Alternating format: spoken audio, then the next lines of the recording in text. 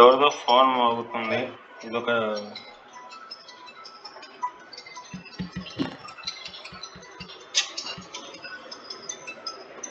Hello, మ్యూట్లోకి వేసుకోండి దయచేసి. Okay, ఇదొక శుభ పరిమాణం. మనం ఇప్పుడు మెన్సురేషన్లో ఆఖరి ఘట్టంలో ఉన్నాం. మెన్సురేషనే కాదు, సిలబస్లో కూడా ఆఖరి ఘట్టంలో ఉన్నాం. ఇవి చెప్పుకుంటే ఆల్మోస్ట్ అంతా అయిపోద్ది. అందులో మొదటి భాగం వచ్చేసి మెజర్మెంట్స్. బరువు, పొడవు, పరిమాణం, కెపాసిటీ. మీకు నేను ఒకటి ప్రాజెక్ట్ వర్క్ ఇచ్చిన, ఆ ప్రాజెక్ట్ వర్క్ గురించి లాస్ట్లో డిస్కస్ చేద్దాం ఈ క్లాస్ అయిపోయిన తర్వాత. ఫస్ట్ ఆఫ్ ఆల్ పొడవుని దేనిలో కొలుస్తాం మనం? మీటర్స్లో కొలుస్తాం మామూలుగా. ఇది స్టాండర్డ్ మెజర్మెంట్ మీటర్ అనేది ఎస్ఐ పద్ధతిలో. ఒక మీటర్ ఈక్వల్ టు 100 సెంటీమీటర్స్. ఇది గుర్తుపెట్టుకోవాలి. 1 మీటర్ ఈక్వల్ టు 100 సెంటీమీటర్స్. ఒక మీటర్ ఈక్వల్ టు. తర్వాత 1 సెంటీమీటర్ ఈక్వల్ టు 10 మిల్లీమీటర్స్. ఇది కూడా గుర్తుపెట్టుకోవాలి. అప్పుడు 1 మీటర్ ఈక్వల్ టు ఎన్ని మిల్లీలీటర్లు అవుతాయి? 1 మీటర్కి ఎన్ని మిల్లీమీటర్లు అవుతాయి? 1 మీటర్కి 100 సెంటీమీటర్లు, 1 సెంటీమీటర్కి 10 మిల్లీమీటర్లు. సో ఇంటూ 10, 1000 మిల్లీమీటర్లు. ఈ మూడు గుర్తుపెట్టుకోవాలి. 1 metre equal to 100 centimetres, 1 centimetre equal to 10 millimetres, 1 metre equal to 1000 millimetres. ఈ రెండు గుర్తుపెట్టుకున్న చాలు, మిగతాది కామన్ సెన్స్తో కనుక్కోవచ్చు. తర్వాత బరువుని ఏమిట్లో కొలుస్తాం మనం అంటే గ్రామ్స్లో కొలుస్తాం, కేజీల్లో కొలుస్తాం. 1 కేజీ ఈక్వల్ టు, కేజీ అంటే కిలోగ్రామ్, కేజీ అంటే kilogram. 1 kilogram equal to 1000 grams. ఇది గుర్తుపెట్టుకోవాలి. 1 కేజీకి ఎన్ని గ్రాములు? 1000. 1000 గ్రాములు అయితే 1 కేజీ అవుతుంది. 1 క్వింటాల్కి ఎన్ని కేజీలు? 1 quintal equal to 100 KGs. 1 ton equal to 1000 KGs. ఇటు అడుగుడు, 1 ton equal to how many quintals అంటాడు. 1 టన్నుకి ఎన్ని క్వింటాళ్ళు? నేను కేజీస్లో రాసిన, టన్నుకి ఇప్పుడు క్వింటాల్లో చెప్పాలి. 10 క్వింటాల్లో అయితే 1 టన్ అవుతుంది. ఇది వెరీ వెరీ ఇంపార్టెంట్. చూడండి ఇవన్నీ. 1 కేజీ 1000 గ్రాములు, 1 క్వింటాల్ 100 కేజీలు, 1 టన్ 1000 కేజీలు లేదా 10 క్వింటాళ్ళు. Capacity next. పరిమాణము దేంట్లో కొలుస్తాము అంటే లీటర్స్లో కొలుస్తాం. పాలు, నీళ్ళు ఇట్లా. 1 litre equal to 1 litre equal to 1000 millilitres. 1000 మిల్లీలీటర్లు అయితే 1 లీటర్ అవుతుంది. తెలుగులో రాస్తాను, మిల్లీ లీటర్లు. వెరీ వెరీ ఇంపార్టెంట్, బాగా గుర్తుపెట్టు. 1 లీటర్కి ఎన్ని మిల్లీలీటర్లు అంటే 1000 మిల్లీలీటర్లు. ఇవన్నీ కూడా గుర్తుపెట్టుకోవాలి. 1 క్వింటాల్కి 100 కేజీలు, 1 టన్నుకి 1000 కేజీలు, 1 మీటర్కి 100 సెంటీమీటర్లు. These are the measurements. ఇప్పుడు కన్వర్షన్. పొడవు, బరువు, పరిమాణం. కన్వర్షన్ మార్చాలన్నమాట. ఫస్ట్ పొడవు సంబంధించి నువ్వు మారుద్దాం. ఏం చేయమంటాడు అంటే మీటర్ల నుంచి సెంటీమీటర్లకి మార్చమంటాడు, లేదా సెంటీమీటర్లో నుంచి మీటర్లకి మార్చమంటాడు, లేదా కిలోమీటర్ల నుంచి మీటర్లకి మార్చమంటాడు. ఇంకోటి చెప్పడం మర్చిపోయినా ఇక్కడ. 1 కిలోమీటర్ ఈక్వల్ టు, అందరికీ తెలిసిందే, 1 కిలోమీటర్ ఈక్వల్ టు 1000 మీటర్లు.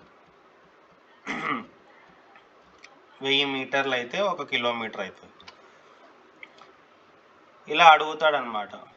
దీనికి ఒకటే ఒకటి లాజిక్ మనం గుర్తుపెట్టుకోవాలి. చిన్న నుంచి పెద్ద దాంట్లోకి మారుస్తున్నామా, పెద్ద నుంచి చిన్న దాంట్లోకి మారుస్తున్నామా అనేది చూసుకోవాలి. Power is gone. Okay, no problem. Voice వినిపిస్తుంది కదండి మీకు? ఇప్పుడు చూడండి, చిన్న లాజిక్ అప్లై చేద్దాం మనం. ఈ చిన్నదాని నుంచి పెద్ద 100 సెంటీమీటర్లని మీటర్లోకి మార్చాలి మనం. 100 సెంటీమీటర్లని మీటర్లోకి మనం మార్చాలి. సెంటీమీటర్ల నుంచి మనం దేంట్లోకి మారుస్తున్నాము అంటే మీటర్లోకి మారుస్తున్నాం. చూడండి, చిన్న దాంట్లో నుంచి పెద్ద దాంట్లోకి మారుస్తున్నాము. సెంటీమీటర్లు, మీటర్లు. 1 మీటర్కి ఎన్ని సెంటీమీటర్లు? 100 సెంటీమీటర్లు. ఇవి మనకి తెలిసి ఉండాలి, ఇవన్నీ కూడా మనకి తెలిసి ఉండాలి. చిన్న దాంట్లో నుంచి పెద్ద దాంట్లోకి మారుస్తున్నాం కాబట్టి చేస్తే గుణకారం చేయాలి లేదా డివిజన్ చేయాలి. ఈ రెండిట్లో ఏదో ఒకటి చేస్తాం మనం. దేన్ని చేస్తాం? ఇప్పుడు మనకు తెలుసు 100 సెంటీమీటర్లు ఈక్వల్ టు 1 మీటర్ అని మనకు తెలుసు. ఇప్పుడు ఈ 100 సెంటీమీటర్లని 100తో ఏం చేస్తే ఒకటి వస్తుంది? డివైడెడ్ బై చేస్తే ఒకటి వస్తుంది. అంటే చిన్న దాంట్లో నుంచి పెద్ద దాంట్లోకి మారుస్తున్నాము అంటే మనం ఏం చేయాలి? భాగాహారం చేయాలి. కోడ్ ఏంటి అంటే చీపేబా. చీపేబా. పెద్ద దాంట్లో నుంచి చిన్న దాంట్లోకి మారుస్తున్నాము అంటే ఏం చేయాలి? మనం గుణకారం చేయాలి. దీనికి కోడ్ ఏంటంటే పెచిగు. పెచిగు. చిపేబా పెచిగు. చిపేబా పెచిగు అని 4-5 సార్లు చదువుకుంటే అర్థమైపోతుంది అనమాట. ఇంకా గుడ్డి గుర్తు ఏంటి అంటే చూడండి, పాపా బాబా అని వస్తుంది. లాస్ట్లో పే ఉంటే భాగాహారం. పాపా బాబా, పా బా. ఇది చూడండి, చా గా. జా రావాలి కదా, జాకి సంబంధించిన జాతి అనమాట ఈ గా. చా గా. ఇది గుర్తుపెట్టుకుంటే ఇది ఆటోమేటిక్గా గుర్తుంటుంది అనమాట. ఇప్పుడు కన్వర్షన్ చూద్దాం మనం. ఏం చూద్దాం? కన్వర్షన్. ఎట్లా అడుగుతాడు అంటే 750 సెంటీమీటర్లు అంటే ఎన్ని మీటర్లు? 750 సెంటీమీటర్లు ఈక్వల్ టు ఎన్ని మీటర్లు? చూడండి, ఇది దేంట్లోకి మారుస్తున్నాం మనం? చిన్న దాంట్లో నుంచి పెద్ద దాంట్లోకి మారుస్తున్నాం. లాస్ట్ పెద్ద అంటే భాగాహారం. దేంతో భాగాహారం? 100తో. ఈ సెంటీమీటరు, మీటరు. 1 మీటర్కి ఎన్ని సెంటీమీటర్లు? 100. ఆ నెంబర్తో భాగించాలి లేదా ఆ నెంబర్తో గుణించాలి. సో 100తో మనం ఏం చేయాలి? భాగించాలి. 0 0 క్యాన్సిల్. కింద 10 కానీ 100 కానీ 1000 కానీ నెంబర్లు ఉన్నప్పుడు ఎన్ని సున్నాలు అయితే ఉంటాయో అన్ని స్థానాలు పాయింట్ జరుపుకుంటా పోతుంది అనమాట. ఇక్కడ ఒక 0 ఉంది కాబట్టి ఒక నెంబర్ తర్వాత పాయింట్. 7.5. 7.5. 750 సెంటీమీటర్లు అంటే ఎన్ని మీటర్లు? 7.5 మీటర్లు. తర్వాత ఇంకోటి తీసుకుందాం.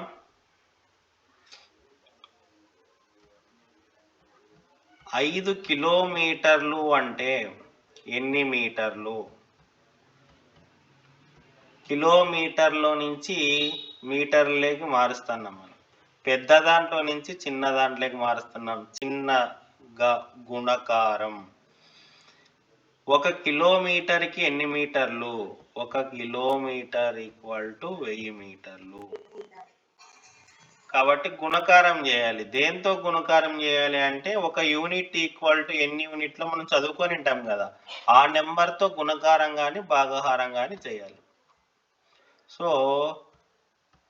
1000తో మనం గుణకారం చేస్తే 5000 మీటర్లు. 5 కిలోమీటర్లకి ఎన్ని వేల మీటర్లు? 5000 మీటర్లు.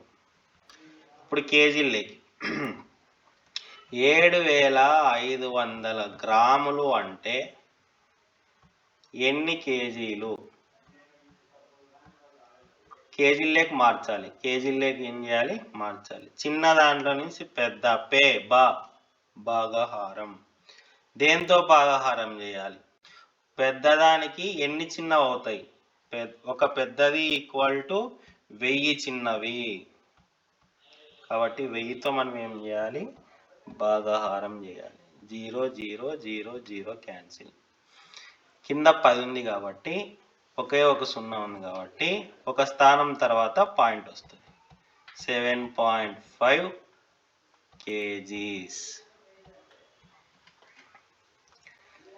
తర్వాత 7500 క్వింటాల్. క్వింటాల్ అంటే ఎన్ని టన్నులు? ఎన్ని టన్నులు? 7500 క్వింటాల్ అంటే ఎన్ని టన్నులు? ఇది క్వశ్చన్.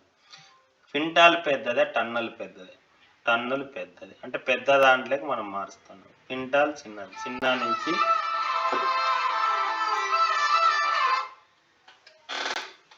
చిన్న నుంచి పెద్ద భాగాహారం చేయాలి. దేంతో భాగాహారం చేయాలి? ఒక టన్ ఈక్వల్ టు ఎన్ని క్వింటాలు? కేజీలు కాదు, క్వింటాలు. కేజీలు అయితే 1000,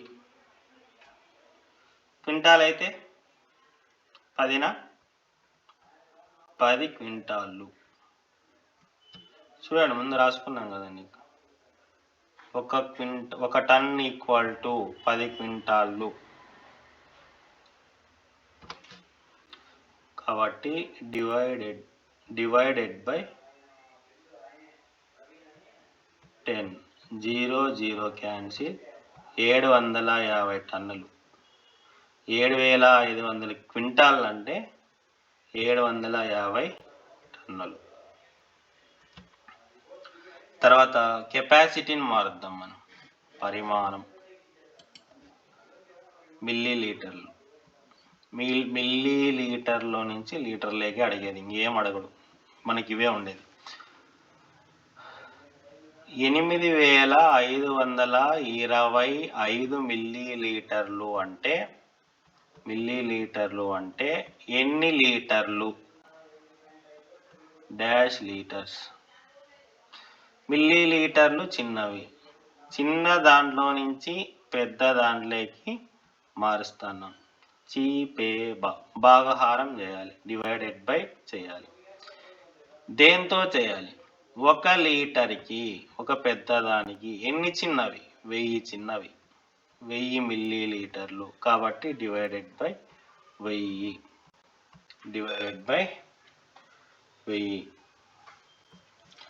కింద 3 సున్నాలు ఉన్నాయి కాబట్టి 3 స్థానాల తర్వాత దశాంశ బిందువు అనేది వస్తుంది.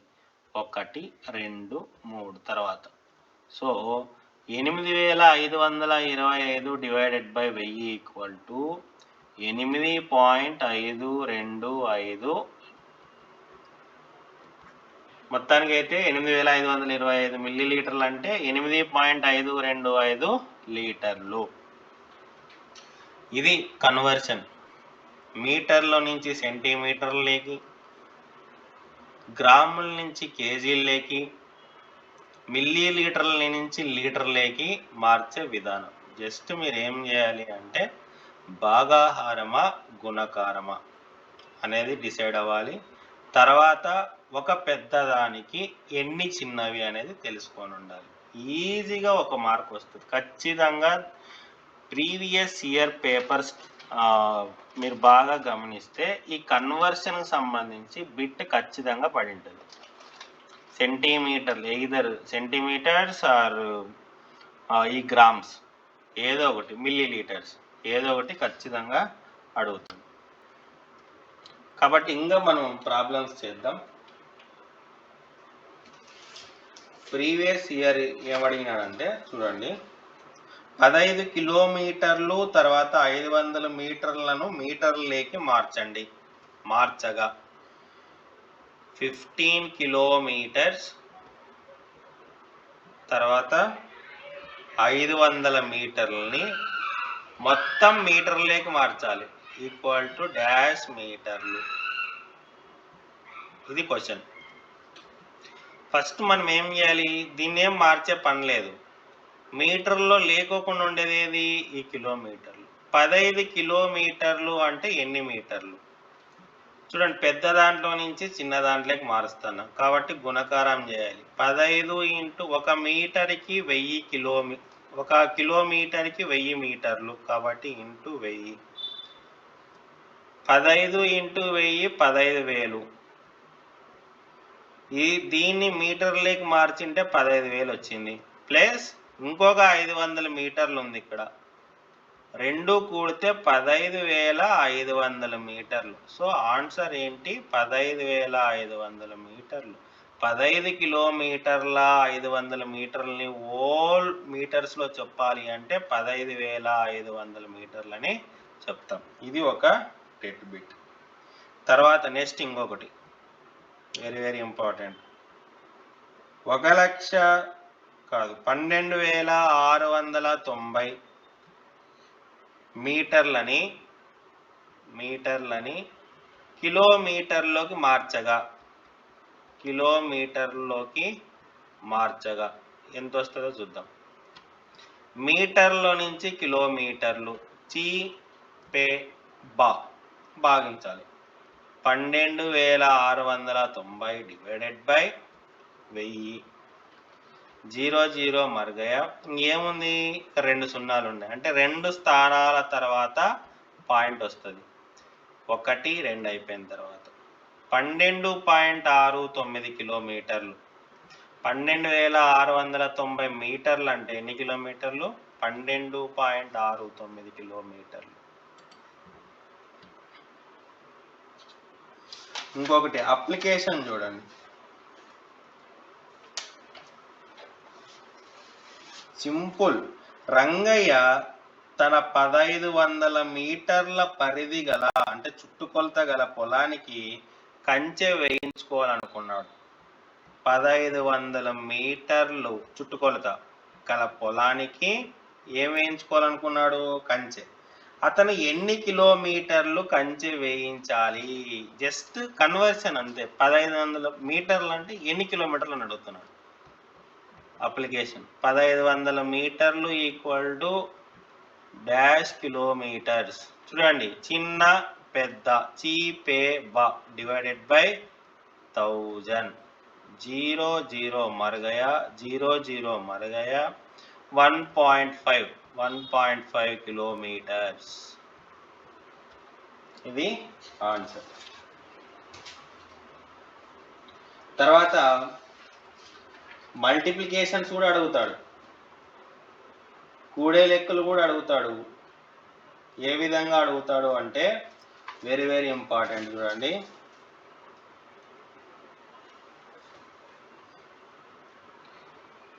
ఇంకొకటి అనదర్ టైప్. 25 మీటర్స్ ప్లస్, ఇంత ఈజీగా అడగడు. 25 మీటర్స్ తర్వాత 15 సెంటీమీటర్స్ ప్లస్ 13 మీటర్స్ 20 సెంటీమీటర్స్ కూడితే ఎంత? ఇది క్వశ్చన్. చూడండి, 25 మీటర్లు 15 సెంటీమీటర్లు ప్లస్ 13 మీటర్లు 20 సెంటీమీటర్లు. అంటే దీన్ని ఎట్లా చెప్తామంటే మామూలు వాడుక భాషలో చెప్పాలంటే 25 మీటర్ల 15 సెంటీమీటర్లని 13 మీటర్ల 20 సెంటీమీటర్లని రెండింటిని కూడాలి. ఏ విధంగా కూడాలి? మీటర్లు ఉన్నాయి, సెంటీమీటర్లు ఉన్నాయి.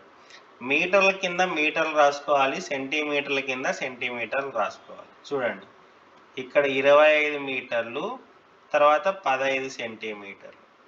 సెకండ్ దాంట్లో 13 మీటర్లు 20 సెంటీమీటర్లు. కూడండి, సెంటీమీటర్లు రెండు కూడి సెంటీమీటర్లోనే రాయండి. 5 3 తర్వాత 5 3 8 2 1 3. 38 ఏంటివి? మీటర్లు. ఈ 35 ఏంటివి? సెంటీమీటర్లు. 38 మీటర్ల 35 సెంటీమీటర్లు. ఆ రెండు కూడితే ఈజీగా అడిగితే ఇట్లా అడుగుతాడు. కష్టంగా అడిగితే 25 మీటర్ల 90 సెంటీమీటర్లు ప్లస్ ఇది అడుగుతాడు, ఖచ్చితంగా అడుగుతాడు. ఇది ఇంపార్టెంట్. 90 సెంటీమీటర్లు ప్లస్ 85 మీటర్ల 14 సెంటీమీటర్లు. ఏం చేయాలి? మీటర్ల కింద రాసుకోవాలి, సెంటీమీటర్ల కింద రాసుకోవాలి. ఫస్ట్ దాంట్లో ఎన్ని మీటర్లు? 25. సెంటీమీటర్లు ఎన్ని? 90. తర్వాత 85 మీటర్లు, యూతుల 14.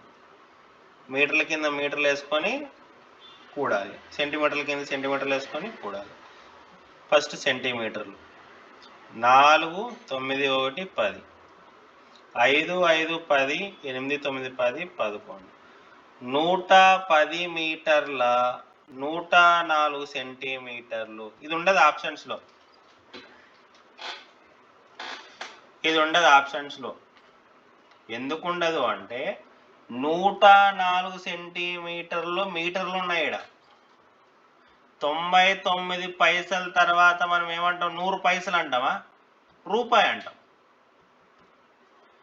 104 99 సెంటీమీటర్లు అయిపోయిన తర్వాత 100 సెంటీమీటర్లు వస్తేనే ఏమవుతుంది? అది మీటర్ అయిపోతుంది. అంటే ఒక మీటర్ 100 సెంటీమీటర్లు అయినాయి కాబట్టి ఒక మీటర్ అనేది మీటర్లే కలిసిపోతుంది. అప్పుడు ఎన్ని మీటర్లు అవుతాయి? 111 మీటర్లు అవుతాయి. ఇక్కడ 104 సెంటీమీటర్లు అట్లనే ఉంటాయా? ఉండవు. 100 సెంటీమీటర్లు యూతులకు వచ్చి ఒక మీటర్కి యాడ్ అయిపోయినాయి అవి. కాబట్టి 100 తీసేస్తే ఎన్ని సెంటీమీటర్లు ఉంటాయి? 4 సెంటీమీటర్లు. ఇది ఉంటుంది. ఇది ఆన్సర్ అన్నమాట. ఖచ్చితంగా అడుగుతాడు. Very very very important. కానీ ఇంకోటి ఈజీ కూడా. ఇది ప్రీవియస్ ఇయర్ పేపర్, ఒక సెషన్లో అడిగిండేది. చూడండి, 10 మీటర్లు 50 సెంటీమీటర్లు, 10 మీటర్లు 50 సెంటీమీటర్లు ఇక్కడే తీసుకుందాం. 10 మీటర్లు తర్వాత 50 సెంటీమీటర్లు మరియు 9 మీటర్లు 60 సెంటీమీటర్లు పొడవు గల 2 తాళ్లను కలిపి ఒకే పొడవైన తాడుగా తయారు చేస్తే సుమారుగా ఎంత పొడవు గల తాడు తయారవుతుంది? మొత్తం తాడు పొడవు ఎంత అంటే ఏం చేయాలి? కూడాలి. సింపుల్గానే ఉంటుంది, జస్ట్ మనం అనలైజ్ చేయాలంతే. మీటర్స్ కింద మీటర్స్ రాసుకోండి. 9 మీటర్స్, ఇక్కడ 60 సెంటీమీటర్స్, మొత్తం ఇక్కడ 110 సెంటీమీటర్లు, ఇక్కడ 19 మీటర్లు.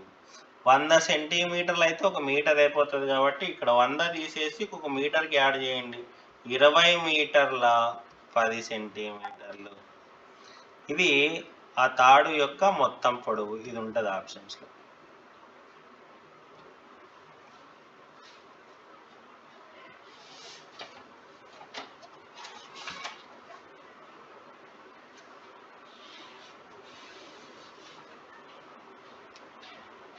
ఇంకో క్వశ్చన్, 2864 గ్రాములను కిలోగ్రాముల్లోకి మార్చగా, అంటే ఈ గ్రాముల్లో ఉన్నాయి, మనం ఏం చేయాలంటే కిలోగ్రాముల్లోకి మార్చాలి.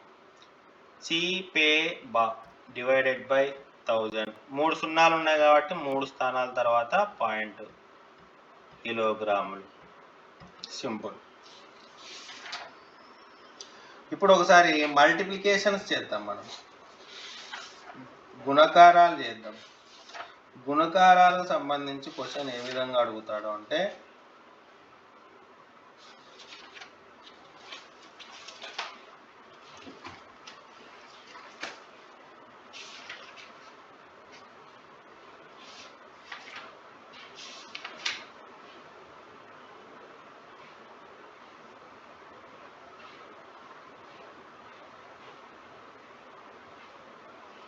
ఇది ప్రీవియస్ ఇయర్ అడిగింది.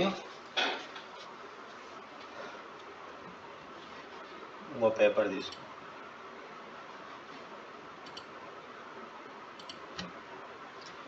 ఒక బిస్కెట్ ఫ్యాక్టరీలో పనిచేసే వ్యక్తి 500 కేజీలు బరువు గల బిస్కెట్లను ఒక ప్యాకెట్లో సర్దాలి. మొత్తం బిస్కెట్లు అన్నమాట. ఎంత మొత్తం బిస్కెట్ల బరువు వచ్చేసి 25 కేజీల 500 గ్రాములు అన్నమాట. ఇట్లా చెప్పొచ్చు. 25.500 కిలోగ్రాములు అంటే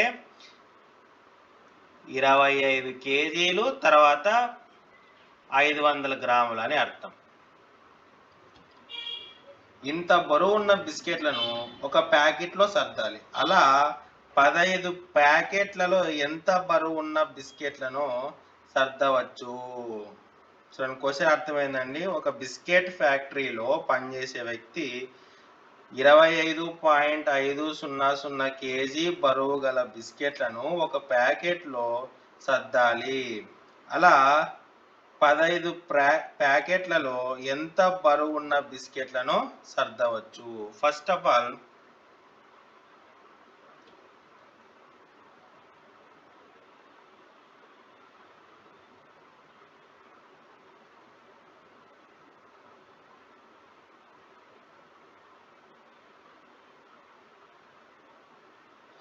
ఒక ప్యాకెట్లో 25.500 కేజీలు అనుకోండి. అటువంటివి ఎన్ని ఉన్నాయి ఇక్కడ? 15 ఉన్నాయి. అంటే 25 ఇంటూ 500 ఇంటూ ఏం చేయాలి? 25.500 ఇంటూ 15. ఎందుకు 15?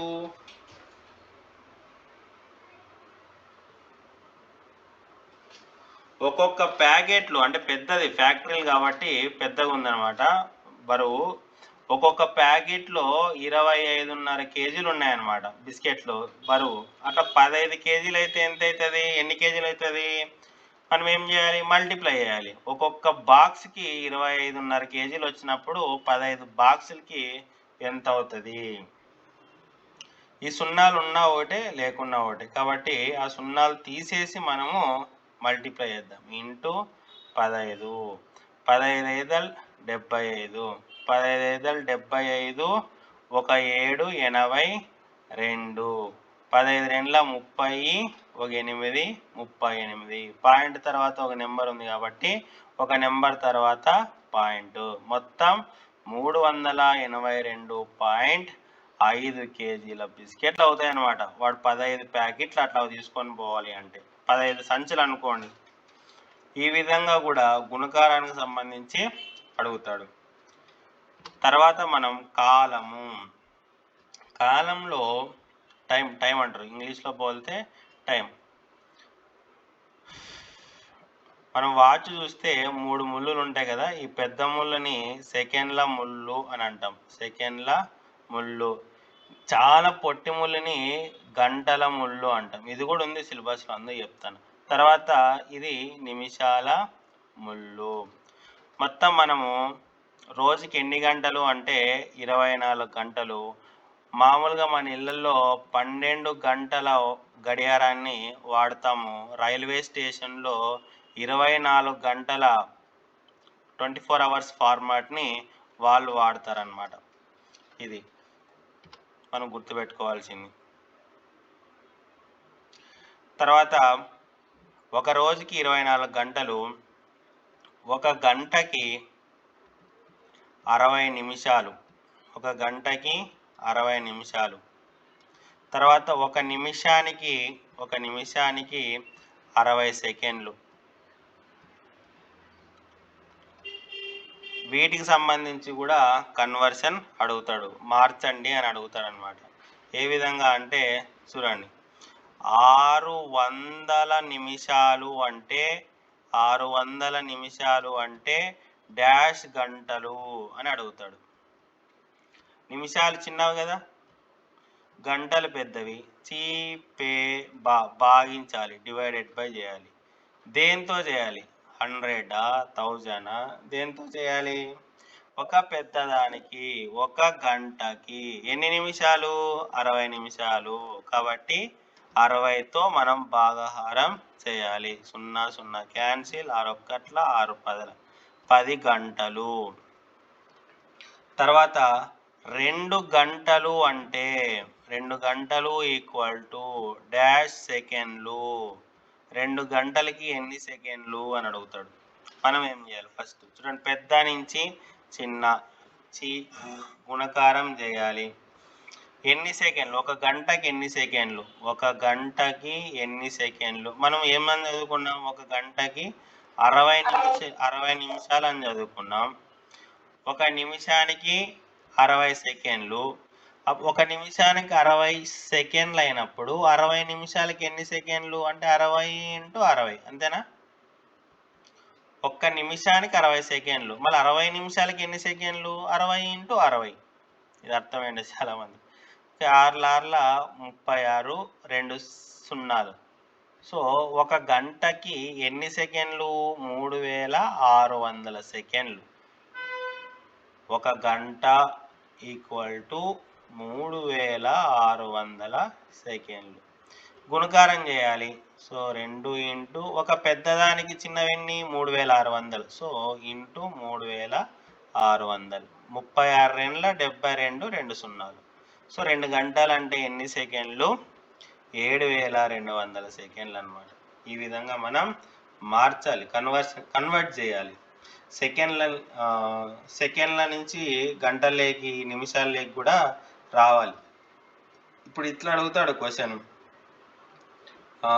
236 నిమిషాలు అంటే ఎన్ని గంటలు? ఇట్లా అడిగినాడు అనుకోండి. అప్పుడు ఏం చేయాలి? నిమిషాలు చి, గంటలు పే, చి పే భాగించాలి, డివైడెడ్ బై చేయాలి. ఒక పెద్దదానికి ఎన్ని చిన్నవి? ఒక గంటకి ఎన్ని నిమిషాలు? 60. So divided by 60. 2తో క్యాన్సిల్ చేయండి. 2 30, 2 1 2 1 2 ఎమ్మల. మళ్ళీ 3తో 3 10, 3తో పోతుంది. ఏది? 3 3 9 పోదు. అప్పుడు ఏం చేయాలి? డైరెక్ట్ డివిజన్ చేయాలి. 118ని 30తో భాగించండి. 30 3 90, 33 90, 8 2. తర్వాత ఇంకెంత మిగిలిపోయింది ఇక్కడ? 28 మిగిలిపోయింది అనమాట. అంటే అప్పుడు ఏమని రాసుకోవచ్చు మనం? దీన్ని డివిజన్ చేస్తే 3/28/30 గంటలు. ఇట్లా కూడా అడుగుతాడు. ఇంత కష్టంగా అడగలేండి, పోతాయి, ఈజీగా పోతాయి. 3/28/30 గంటలని చెప్తామన్నమాట. 360 నిమిషాలు అంటే ఎన్ని గంటలు? చి పే భాగించాలి, డివైడెడ్ బై 60. 0 0 క్యాన్సిల్, 6 1 6 గంటలు. 360 నిమిషాలు అంటే ఎన్ని గంటలు? 6 గంటలు. ఇవి గుర్తుపెట్టుకోవాలి, కన్వర్షన్. తర్వాత ఏఎం పిఎం అని 2 ఉంటాయి అన్నమాట. టైం చెప్పేటప్పుడు మనం కూడా చూసింటాం చాలా చోట్ల. 10 AM, తర్వాత 11 PM అనేవి ఉంటాయి. ఏంటి ఏఎం అంటే ఏంటి, పిఎం అంటే ఏంటి అంటే అర్ధరాత్రి 12 నుంచి మధ్యాహ్నం 12 వరకు మధ్య ఉండే టైంని మనం ఏమంటాము అంటే ఏఎం అని అంటాం. పిఎం అంటే మధ్యాహ్నం 12 నుంచి అర్ధరాత్రి 12 వరకు ఉండేదాన్ని, ఆ టైంని మనం పిఎం అని అనాలి. ఏంటి ఏఎం అంటే ఏంటి, పిఎం అంటే ఏంటంటే ఏఎం అంటే యాంటీ మెరిడియన్ అంటాం. ఏమంటాము? A for anti, M for meridian, MERIDIAN meridian. PM అంటే post meridian, POST post, MERIDIAN post meridian. అంటే మనం ఇప్పుడు ఏఎం పిఎం మధ్యాహ్నం 12 నుంచి అర్ధరాత్రి 12 మధ్యలో ఉన్నాం కదా మనం. కాబట్టి ఇప్పుడు పిఎం ఎన్ని గంటలు అయింది? టైము 7 అయింది అనుకోండి. 7 PM ఇది 7 PM. టైం చూసుకోవాలి ఎక్కడ ఉన్నాం. ఇప్పుడు మనం పొద్దున్నే టిఫిన్ చేస్తాం. ఎప్పుడు చేస్తాం? అర్ధరాత్రి 12 మధ్యాహ్నం 12 మధ్యలోనే కదా చేసేది. కాబట్టి టిఫిన్ చేసేది మనం ఏఎంలో. మధ్యాహ్నం 1 గంటకి మనం భోజనం చేసినాం అనుకోండి, మధ్యాహ్నం 1 గంట ఎక్కడ ఉంటుంది? మధ్యాహ్నం 12 నుంచి అర్ధరాత్రి 12 మధ్యలో ఉంటుంది. కాబట్టి అది పిఎం. ఏఎం పిఎం కూడా ఇంపార్టెంట్. ట్రైన్కి సంబంధించి ప్రాబ్లమ్స్ అడుగుతాడు. అక్కడ ఎన్ని గంటలకి ఏ టైంకి చేరుకొని ఉంటుంది అని 10 AM, దాని కిందే 10 PM అని ఉంటుంది. చాలామంది కన్ఫ్యూజ్ అయిపోతారు అనమాట. 10 గంటలని తెలిసిపోయి ఉంటుంది ఆన్సరు, కానీ ఇప్పుడు ఏఎం పిఎం అనేది అర్థమై ఉండదు. వాడు ఏ 10 గంటలకు చేరుకున్నాడు? మధ్యాహ్నం 12 నుంచి అర్ధరాత్రి 12 మధ్యలో ఉండే 10 గంటలు చేరినాడా? అర్ధరాత్రి 12 నుంచి మధ్యాహ్నం 12 మధ్యలో ఉండే 10 గంటలు చేరినాడా అనేది ఇంపార్టెంట్ అనమాట. Very very important. అడుగుతాడు ఏఎం పిఎంకి సంబంధించి క్వశ్చన్ ఇది అనమాట. Anti meridian, post meridian. Anti meridian AM అంటే అర్ధరాత్రి 12 నుంచి మధ్యాహ్నం 12 వరకు. పిఎం అంటే మధ్యాహ్నం 12 నుంచి అర్ధరాత్రి 12 వరకు ఉండే టైం. దీనికి సంబంధించి ప్రాబ్లమ్స్ కూడా చేద్దాం. కొన్ని రైలు బండి ప్రాబ్లమ్స్ ఉన్నాయి, అవి చేద్దాం తర్వాత. నెక్స్ట్ వచ్చేసి క్యాలెండర్. Very very important. ఖచ్చితంగా అడుగుతాడు. ఇవన్నీ చిన్నవే. మనం ఏం చేస్తారంటే చాలా మంది మ్యాథ్స్ అంటేనే 3, 4, 5లో ఏముంటుందిలే, అంత 6, 7, 8లో ఉంటుందని దాన్ని పట్టుకొని కూర్చొనింటారు అనమాట. బాగా ప్రాక్టీస్ చేసింటారు అవి కష్టం అవి కష్టం అని. టెట్కి పోతే అన్నీ అడుగుతాడు. 3, 4, 5లో అడుగుతాడు. ఇవన్నీ కూడా 3వ క్లాస్, 4వ క్లాస్, 5వ క్లాస్లో ఉండేవి ఇవి. అప్పుడు మొహాలన్నీ తెల్లబోతాయి అన్నమాట. ఇప్పుడు ఈ క్యాలెండర్ సంబంధించి ఎంత ఇన్ఫర్మేషన్ ఉంది 4th క్లాస్లో. ఇప్పుడు చూడండి మరి, 1800 లీఫ్ ఇయరా కాదా? లీఫ్ సంవత్సరమా కాదా? ఇది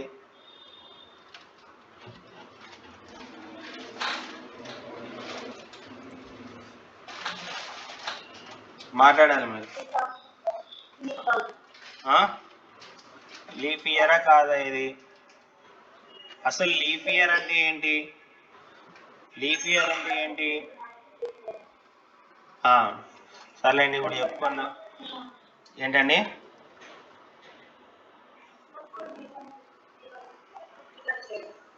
అదే 4తో డివిజన్ చేస్తాను.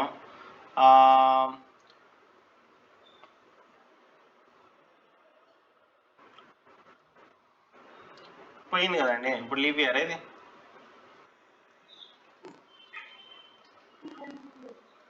లీఫ్ ఇయరే కాదండి, ఇది ఒక ఎస్ఆర్ నో అంతే.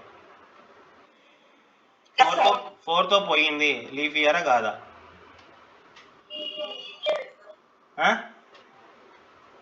చూడండి, దీనికి సంబంధించి ఖచ్చితంగా బిట్ వస్తుంది, అందరూ తప్పు చేస్తారు అనమాట. సరే ఇప్పుడు పోదాం, ఇప్పుడు చెప్పుకుందాం మనం. క్యాలెండర్లో ఎన్ని నెలలు ఉంటాయి? 12 నెలలు ఉంటాయి. ఎన్ని నెలలు? 12 నెలలు. రోజులు ఒక నెలకి ఎన్ని రోజులు? యావరేజ్గా 30 రోజులు. 30 రోజులు అని చెప్తాం. ఒక ఫిబ్రవరి మాత్రమే 28 ఉంటాయి. ఫిబ్రవరిలో మాత్రమే 28 ఉంటాయి. ఏ మంత్లో ఎన్ని రోజులు ఉంటాయి అని తెలుసుకోవాలంటే మనం మన పిడికిల్ని యూజ్ చేయొచ్చు. మన పిడికిల్ని ఇప్పుడు నా చెయ్యి కనిపిస్తుందండి మీకు వీడియోలో. ఫస్ట్ ఇట్లా మనం పిడికిలు బిగించినప్పుడు ఎత్తులు తగ్గులు వస్తాయి. చాలా మంది తెలిసే ఉంటది. ఎత్తులు తగ్గులు, ఎత్తులు తగ్గులు, ఎత్తులు తగ్గులా కనిపిస్తుందా మీకు? ఫస్ట్ జనవరి అన్నాం అనుకోండి, ఫస్ట్ ఎత్తు వచ్చింది. ఎత్తు వస్తే 31, ఆ నెలలో 31 ఉంటాయని. తర్వాత ఫిబ్రవరి మనకు తెలుసు, గుంత వచ్చినా ఎత్తు వచ్చినా 28 ఉంటాయి, దానికి గుర్తుపెట్టుకోండి. తర్వాత మార్చి చూడండి, ఎత్తు వచ్చింది 31. తర్వాత ఏప్రిల్ గుంత వచ్చింది. ఏప్రిల్లో గుంత వస్తే 30. ఏప్రిల్లో గుంత వచ్చింది కాబట్టి 30 ఉంటాయి. మేలో ఎత్తు వచ్చింది, మీకు అనిపిస్తుందా? పిడికిలి ఇట్లా బిగిస్తే ఎత్తు తగ్గు అట్లా వస్తూ ఉంటుంది. మేలో 31, జూన్లో 30, జూలైలో 31, మళ్ళీ ఇట్లా వస్తే ఆగస్టులో కూడా 31 ఉంటుంది. తర్వాత సెప్టెంబర్ 30, అక్టోబర్ 31, నవంబర్ 30, డిసెంబర్ 31. ఆ విధంగా ఉంటాయి అన్నమాట నెలల్లో రోజులు. ఫిబ్రవరి 28, ఒక లీఫ్ ఇయర్ మాత్రం ఫిబ్రవరికి ఒక రోజు యాడ్ అవుతుంది. అది లీఫ్ సంవత్సరం అయితే ఫిబ్రవరిలో 29 రోజులు ఉంటాయి. ఫిబ్రవరిలో 29 రోజులు ఉంటాయి. మరి అది లీఫ్ సంవత్సరమా కాదా అని ఎట్లా చెప్తాం మనం? సంవత్సరాల్ని 2 రకాలుగా విడగొట్టవచ్చు. ఒకటి మామూలు సంవత్సరం, రెండోది శత సంవత్సరం. మామూలు సంవత్సరం అంటే నెంబర్లు ఇప్పుడు 2025, 2024, 2023, 2000, 1997, 1995 ఇవన్నీ కూడా మామూలు సంవత్సరాలు. శత సంవత్సరాలు రాస్తా చూడండి. 2100, 2000, 1800, 1900, 2200, 1700, 1500 ఇవన్నీ కూడా శత సంవత్సరాలు. అర్థమైందండి? లాస్ట్లో 2 సున్నాలు ఉంటే ఏ ఇయర్ అయితే లాస్ట్లో 2 జీరోలతో ఎండ్ అవుతుందో అది శత సంవత్సరం అన్నమాట. 2000 శత సంవత్సరం, అది 1800, 1900, 2200. ఇప్పుడు ఏదైనా మామూలు సంవత్సరం లీఫ్ సంవత్సరమా కాదా అని ఎట్లా చెప్తాము అంటే డివైడెడ్ బై 4. అది 4తో నిశ్శేషంగా భాగించబడితే, అది 4తో నిశ్శేషంగా భాగించబడితే ఆ మామూలు సంవత్సరం అనేది లీఫ్ సంవత్సరం అని చెప్తాం. మామూలు సంవత్సరం. ఇప్పుడు 2024 ఇది శత సంవత్సరం కాదు, లాస్ట్ 2 జీరోలు లేవు దీనికి. ఇది 4తో పోతుందా? 4 5ల 4 6 24 పోయింది. కాబట్టి 2024 అనేది లీఫ్ సంవత్సరం. కావాలంటే లాస్ట్ ఇయర్ క్యాలెండర్ తీసుకొని ఫిబ్రవరిలో ఎన్ని రోజులు ఉన్నాయి చూడండి, 29 ఉంటాయి.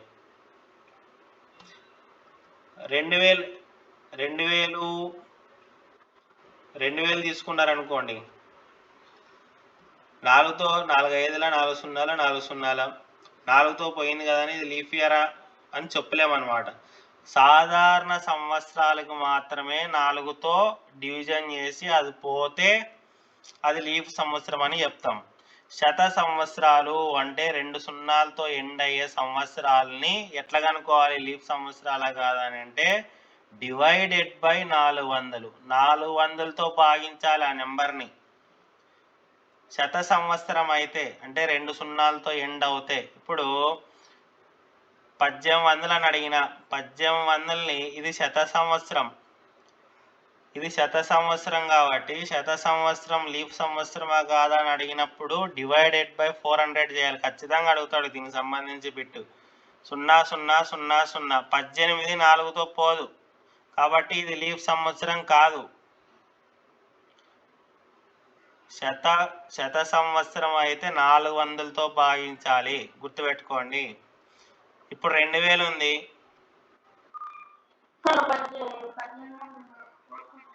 ఎట్లా పోతుంది మేడం? 4 5లు 18.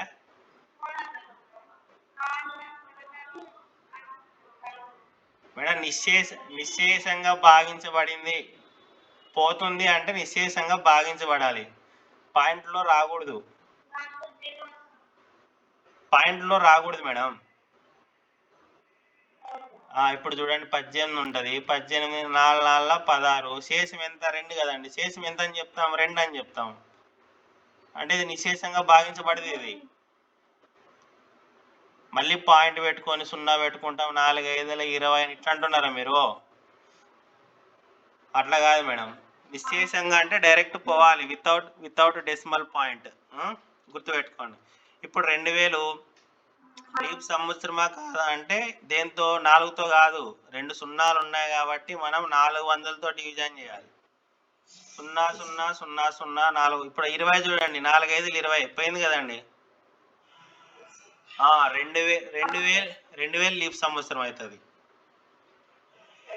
అది శత సంవత్సరం అయినప్పటికీ 2000 అనేది లీప్ సంవత్సరం అవుతుంది. వెరీ వెరీ ఇంపార్టెంట్ పాయింట్, చాలా మందికి తెలియదు. అర్థమైందండి ఇది?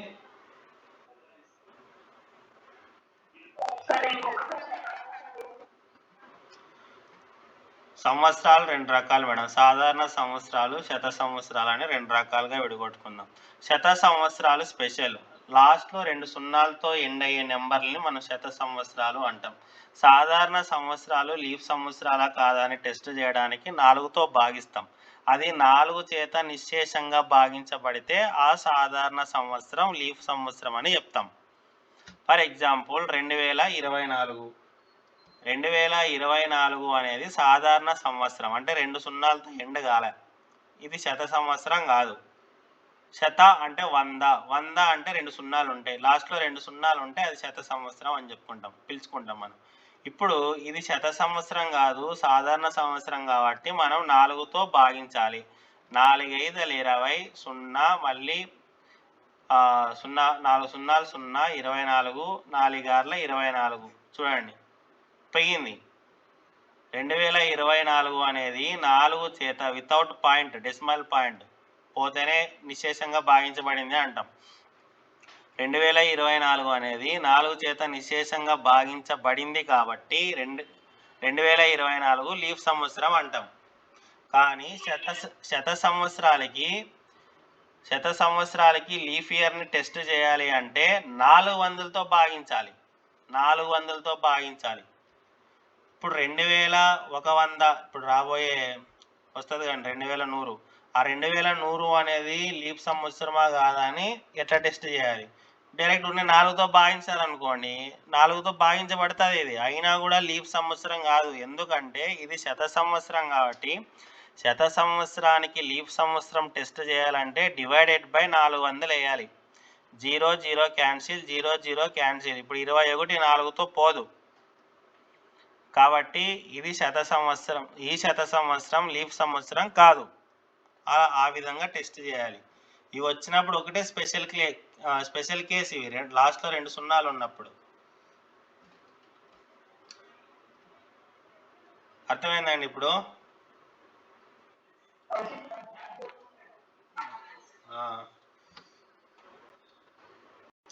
చూడండి, మామూలు సంవత్సరం, శత సంవత్సరం. మామూలు సంవత్సరాలు అంటే సాధారణం అనమాట, లాస్ట్లో 2 సున్నాలు కాకుండా ఉండేవన్నీ కూడా సాధారణ సంవత్సరం. ఇప్పుడు 2011 ఉంది, ఇది ఏ సంవత్సరం? ఇది సాధారణ సంవత్సరం. కానీ 2000 అనేది శత సంవత్సరం. 1300 శత సంవత్సరం, 1400 శత సంవత్సరం, 1500 శత సంవత్సరం, 1600 శత సంవత్సరం, 1700 శత సంవత్సరం. ఇవన్నీ కూడా 4తో పోతాయి, కానీ అన్ని లీప్ సంవత్సరాలు కాదు ఇవి.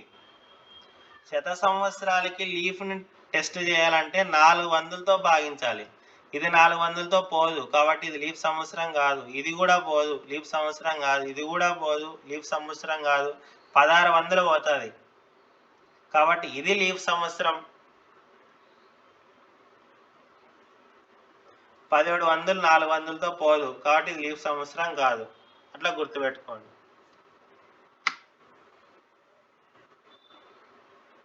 క్యాలెండర్ సంబంధించి చాలా ఈజీ అడుగుతాడు, వాడు వేద్దాం. ఇప్పుడు ఉన్నాయి ప్రీవియస్ ఇయర్ పేపర్స్ అన్నీ కూడా బుక్ ఉంది ఇక్కడ, దానికి సంబంధించి చేద్దాం. Where is calendar?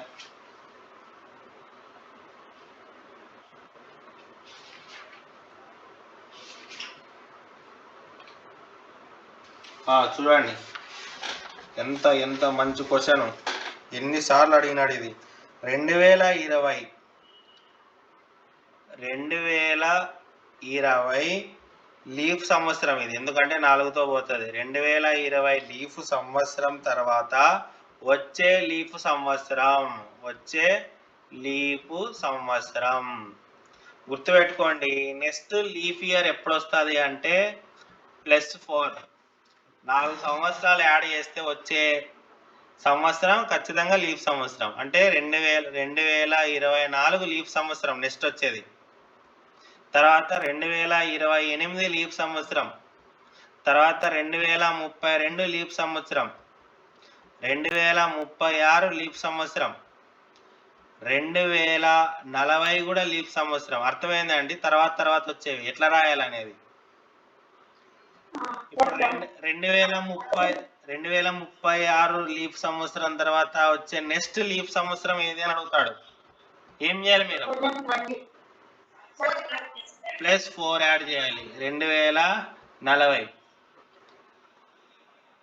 మీరు +4 చేసిన తర్వాత 2 సున్నాలు వచ్చినాయి అనుకోండి, అప్పుడేం చేయాలి? 400తో టెస్ట్ చేయాలి. లాస్ట్లో 2 సున్నాలు వస్తాయి. ఇవన్నీ గంటాపథంగా లీప్ సంవత్సరాలని ఎట్లా చెప్తున్నా నేను అంటే లాస్ట్లో 2 సున్నాలు రాలే, 4 యాడ్ చేస్తే అది 4th యూజబుల్ అవ్వకుండా పోతుంది అనమాట. అర్థమైందండి? ఇప్పుడు 2000 సంవత్సరం ఉంది. 2000 కన్నా ముందు వచ్చే లీప్ సంవత్సరం ఏది?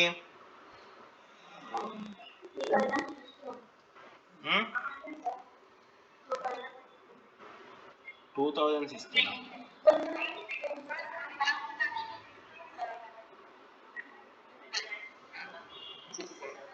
1996. ఇది 1996ను 4తో డివిజన్ చేయండి.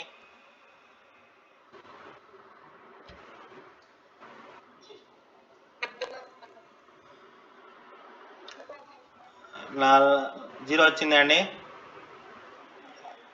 ఇప్పుడు వాడు అడుగుతాడు 1996 లీప్ సంవత్సరం తర్వాత వచ్చే నెక్స్ట్ లీప్ సంవత్సరం ఏది అని అడుగుతాడు. మీరు +4 చేసినారు, 2000 వచ్చింది. 2000 వచ్చినప్పుడు దీన్ని టెస్ట్ చేయాలి. మరి మీరు 400తో టెస్ట్ చేయాలి. ఎందుకు? 2 సున్నాలు వచ్చినాయి కాబట్టి. 0 0 0 0 క్యాన్సిల్, 4 5 20 పోతుంది. అప్పుడు నెక్స్ట్ వచ్చేది 2000 అని, 2000 లీప్ సంవత్సరం అని చెప్పొచ్చు అనమాట. 2 సున్నాలు వచ్చినప్పుడు మాత్రం మనం ఎట్లా టెస్ట్ చేయాలి? /400 చేయాలి. అది గుర్తుపెట్టుకోండి. చూడండి, ఇంకోటి చూడండి, వెరీ వెరీ ఇంపార్టెంట్. 2300 లీఫ్ సంవత్సరమేనా? దీంతో అంగీకరిస్తున్నారా?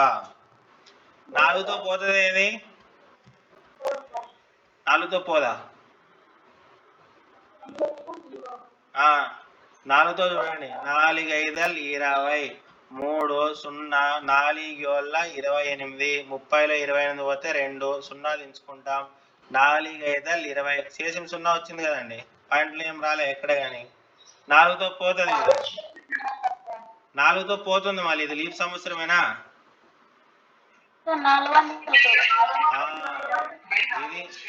ఇది శత సంవత్సరం కాబట్టి /400 వేయాలి. 400తో భాగిస్తారు అనుకోండి, 2 సున్నాలు క్యాన్సిల్ అయిపోతాయి. 23 4తో పోదు కాబట్టి ఇది లీప్ సంవత్సరం కాదు. ఇప్పుడు క్వశ్చన్ ఏంటంటే, దీనికి సంబంధించి మొరార్జీ దేశాయ్ గారు 29/2/1896లో జన్మించారు. తర్వాత 10/94/1995లో చనిపోయారు. ఈయన 94 అని ఇచ్చినారు. ప్రింటింగ్ తప్పు అనుకుంటా, ప్రింట్ తప్పుంది.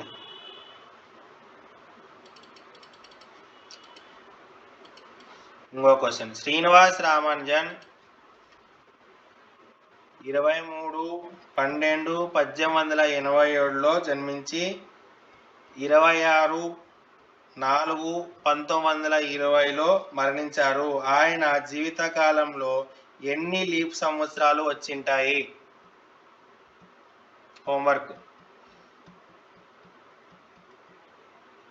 ఆయన ఎన్ని సంవత్సరాలు బతికినాడో, ఎన్ని లీఫ్ ఇయర్లు వచ్చింటాయో బాగా రాత్రంతా ఆలోచించి ఎట్లా చేస్తూ వస్తుంది అనేది చూడండి. ఇప్పుడు నేను ఒక ట్రిక్ చెప్పిన, ఏంటి? +4 +4 +4 చూడండి. మరి తర్వాత మన ద్రవ్యం చెప్తా, అది మన ద్రవ్యం. మనం కరెన్సీని ఎందులో కొలుస్తామండి? మనం రూపీస్లోనే కదా, డాలర్స్లోనే మనం ఇండియాది రూపీస్. ఆ రూపీస్ సింబల్ ఇంపార్టెంట్. ఇది మన కరెన్సీ యొక్క సింబల్. మనకి ఇప్పుడు చెల్లుబాటులో ఉండే నోట్లు 2000 రూపాయల నోట్లు ఎక్కడ కనపడలేదు కదా సార్, చెల్లుబాటులో లేవనొద్దండి, ఉందన్నమాట. 2000, తర్వాత 500, తర్వాత 200, తర్వాత 100, 50, 20, 10 రూపాయలు, 1 రూపీ, 2 రూపీ, తర్వాత 5 రూపీ. ఇవి మనకు అవైలబుల్గా ఉండే కరెన్సీస్.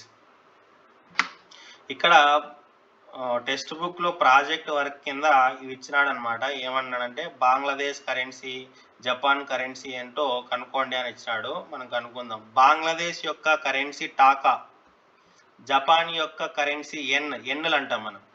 వాళ్ళు జపాన్ వాళ్ళు ఎన్నులు అంటాం. యునైటెడ్ కింగ్డమ్ బ్రిటన్ యొక్క కరెన్సీ పౌండ్ స్టెర్లింగ్, యూకే వాళ్ళది. మలేసియా వాళ్ళది రింగిట్. తర్వాత ఇండోనేషియా వాళ్ళది రూపియా. మనకి అందరికీ తెలిసిందే అమెరికా వాళ్ళది డాలర్, మంది రూపాయి. పాకిస్తాన్ది పాకిస్తాన్ రూపీ, అరబ్ది దినార్. అవన్నీ ఇంపార్టెంట్ కాదు, ఇవి ఇంపార్టెంట్ ఎందుకంటే మ్యాథ్స్ టెక్స్ట్ బుక్లో ఉన్నాయన్నమాట ఇవి. అందుకు బంగ్లాదేశ్ టాకా, దాని రాజధాని ఢాకా కాబట్టి అట్లనే వస్తుంది టాకా. జపాన్ ఎన్నులు, UK pound sterling, Malaysia ringgit, Indonesia rupiah, US గుర్తుంటుంది డాలర్. ఇది పొడవు, వెడల్పు, తర్వాత కేజీలు, కిలోగ్రాములు, క్వింటాళ్ళు, టన్నులు, లీటర్లు, మిల్లీ లీటర్లు, లీఫ్ సంవత్సరాలు, మామూలు సంవత్సరాలు, డివైడెడ్ బై 4లు, నెలలు, 30లు, 37లు, 28లు, 29లు. అర్థమైందండి అంతా?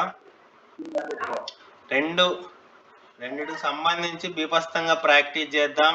ఏవేవి అంటే అవి కాలం ఉంటాయి, బాగుంటాయి. చాలా సార్లు అడిగినాడు. ఏంటంటే ఒక రైలు ఈ టైంకి బయలుదేరింది, ఇన్ని గంటల సేపు టైం పడుతుంది, ఆడికి ఎన్ని గంటలు చేరుకొని ఉంటుంది, అదొకటి. తర్వాత ఇప్పుడు ఎన్ని లీఫ్ సంవత్సరాలు చూస్తారు, అటువంటిది ఒకటి. అతను ఎన్ని సంవత్సరాలు బతికాడు, అదొకటి. దానికి సంబంధించి నెంబర్ ఆఫ్ ప్రాబ్లమ్స్ ఒక పీడిఎఫ్ తయారు చేస్తున్నాను, అది చేసిన తర్వాత రేపు అదే చెప్పుకుంటాం మనం నెక్స్ట్. కాకపోతే మన లాస్ట్ క్లాస్లో ఈ 3 నెంబర్లకి హెచ్సిఎఫ్ కనుక్కునేది మామూలు మెథడ్ చెప్పినా నేను. ఏం మెథడ్ అంటే ప్రైమ్ ఫ్యాక్టరైజేషన్ మెథడ్ చెప్పిన. ఇప్పుడు డివిజన్ మెథడ్లో 3 నెంబర్లకి మనం హెచ్సిఎఫ్ ఏ విధంగా కనుక్కోవాలి, హైయెస్ట్ కామన్ ఫ్యాక్టర్ ఏ విధంగా కనుక్కోవాలనేది చూద్దాం. ఇక్కడ చూడండి 18, 54, 81. వీటి గసాబా ఎంత అని అడుగుతాడు. ఎట్లా చేయాలి? ఫస్ట్ పెద్ద నెంబర్ వదిలిపెట్టండి, పెద్ద నెంబర్ ఏదైతే ఉందో దాన్ని వదిలిపెట్టండి. మిగిలినవి ఏవి? 18, 54. గుర్తుందా మీకు హెచ్సిఎఫ్ ఏ విధంగా కనుక్కోవాలో? పెద్ద నెంబర్ని చెవులో రాసుకుంటాం, చిన్న నెంబర్తో భాగిస్తాం. 81 లేదనుకోండి, 18, 54 ఉంది ఇక్కడ, 54ని ఇక్కడ రాసుకుంటాం, 18ని ఈ చెవులో రాసుకుంటాం, భాగిస్తాం. 18 54, 0 వచ్చింది. 54, 18ల గసాబా 18, రెండే ఉంటాయి. కానీ ఇక్కడ 3 ఉన్నాయి. ఇప్పుడు ఏం చేయాలి అంటే మనం ఏదైతే వదిలేసింటామో ఆ నెంబర్ని తీసుకొని ఇక్కడ వచ్చిన గసాబాతో మళ్ళీ భాగించాలి. 81 మళ్ళీ 18తో భాగించాలి. ఎక్కడైతే శేషం 0 వచ్చింటుందో దానిపైన ఉండే డివైజర్ని తీసుకోవాలన్నమాట, 18ని. ఇప్పుడు 81ని 18తో మనం ఏం చేయాలి? భాగించాలి. చెప్పండి. 18 72, 18 4 72, 72 9. మళ్ళీ ఏం చేస్తాం? ఈ 18ని డివిడెంట్గా రాసుకుంటాం. 9 2 18. ఎక్కడైతే శేషం 0 వచ్చిందో దానిపైన ఉండే డివైజర్ అది గసాబా అవుతుంది. సో 18, 54, 81ల గసాబా ఎంత అంటే 9. ఫస్ట్ ఏం చేయాలి? పెద్ద నెంబర్ని లీవ్ కరో, దీన్ని వదిలేసేయి. 2 నెంబర్లకి హెచ్సిఎఫ్ కనుక్కునేది మనకు తెలుసు. పెద్దదాన్ని చెవుల మధ్యలో రాసుకుంటాం, చిన్నదాన్ని ఈ చెవులో రాసుకుంటాం, భాగిస్తాం. 41 40 42 80 తీసుకోవచ్చా? 42 80, 100లో 80 పోతే 20. మళ్ళీ 20ని ఏం చేయాలి? డివైజర్ కింద మార్చాలి. డివైజర్ కింద మార్చి దేంతో డివైడ్ చేయాలి? 40ని భాగించాలి. 22 40. దేంతో కాదు, దేన్ని భాగించాలి అంటే ఈ 40ని భాగించాలి. 22 40. ఓకే, శేషం 0 వచ్చింది కాబట్టి ఇది హెచ్సిఎఫ్ అవుతుంది. ఈ రెండింటికి అయితే. కానీ మనకి ఇంకోడు ఉన్నాడు, ఎవడు? 125 గాడు. ఈ 125 గాడిని ఇక్కడ హెచ్సిఎఫ్ ఎంత వచ్చింది?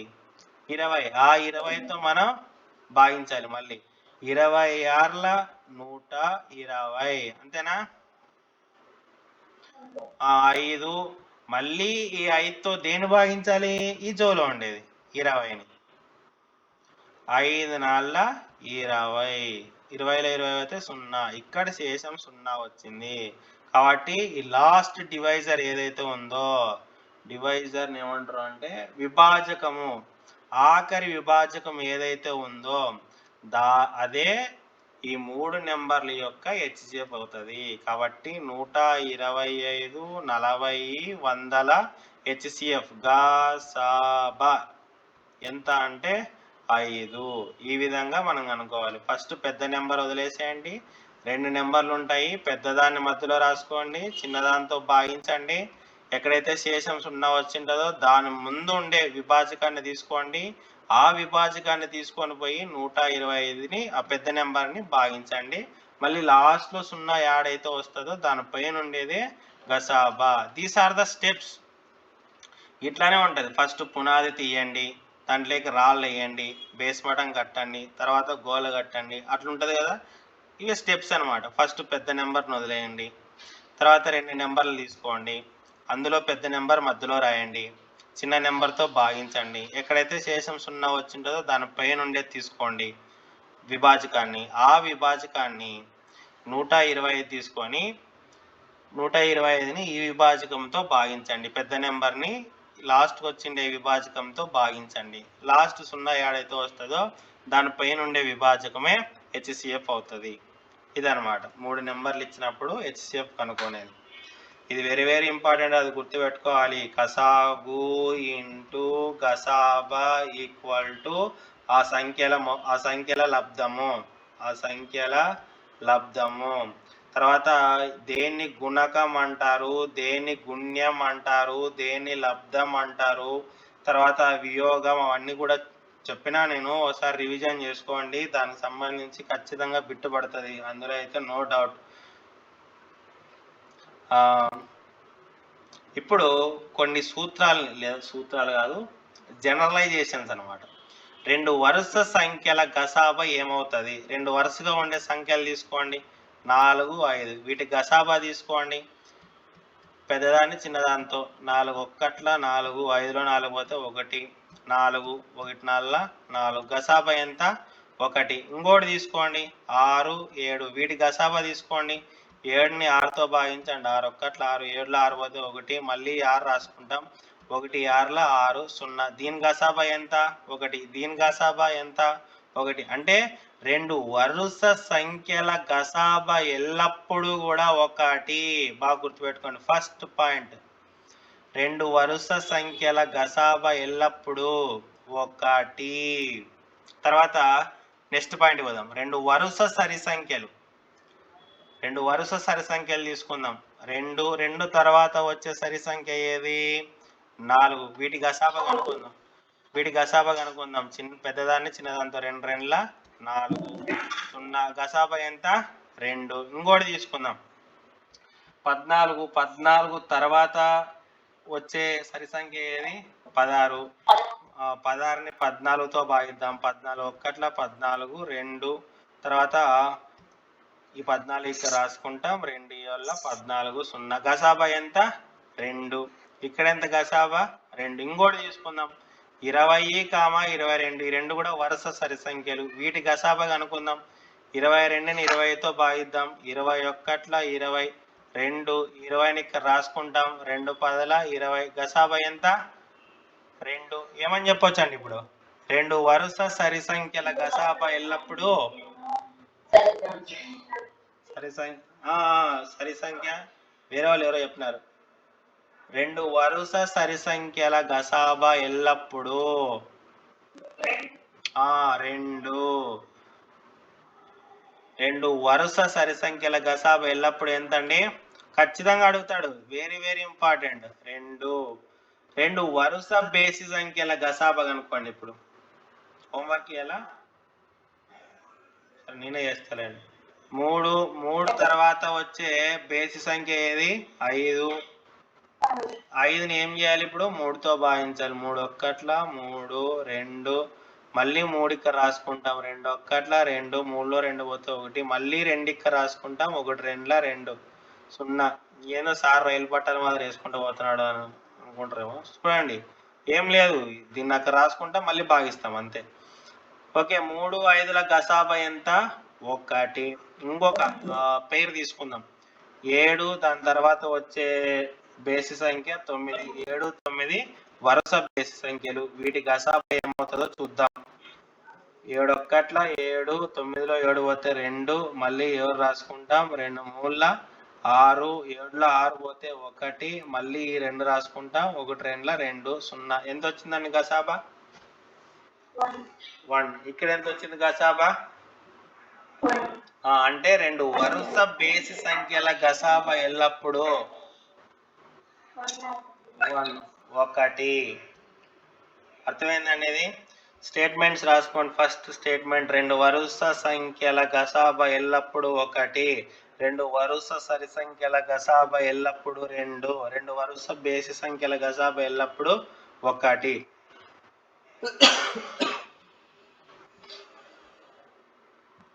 తర్వాత 7 యొక్క బాజనీత సూత్రం. 7 యొక్క ఆస్కిలేటర్ 2 అంటాం. ఇది గుర్తుపెట్టుకోండి. గుర్తు పెట్టుకోకపోయినా ఏం ఇబ్బంది లేదు, డైరెక్ట్ బాజనీత సూత్రం చెప్తాను. చూడండి, 349 అనేది 7 చేత భాగించబడుతుందా పడదా? ఇట్లా అడుగుతాడు అనమాట. వితౌట్ డూయింగ్ ఎనీ డివిజన్, భాగహారం చేయకోకుండా పడుతుందా పడదా అని ఎట్లా కనుక్కోవాలి అంటే బాజనీత సూత్రం ఉపయోగించి కనుక్కోవాలన్నమాట. ఏంటి 7 యొక్క బాజనీత సూత్రము అంటే, ఈ లాస్ట్ నెంబర్ ఉంటుందండి, ఇది లాస్ట్ నెంబరు. ఈ లాస్ట్ నెంబర్ని డబుల్ చేయాలి, అందుకే ఆస్కిలేటర్ 2 అండి. అంటే 2తో మల్టిప్లై చేయాలి. 2తో మల్టిప్లై చేయడము ఒకటే, దాన్ని డబుల్ చేయడము ఒకటే. 9ని డబుల్ చేస్తే ఎంత? 18.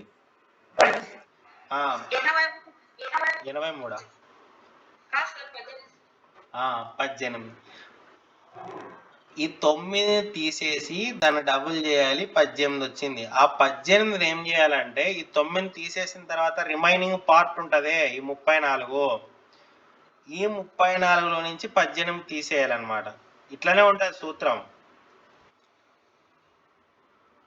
14లో 8 పోతే ఎంత?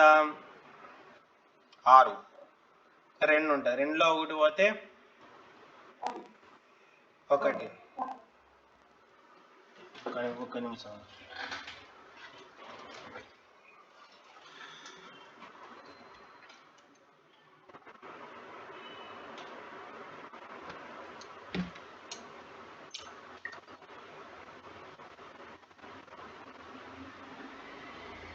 నిమిషాలు ఉండరా బాబు.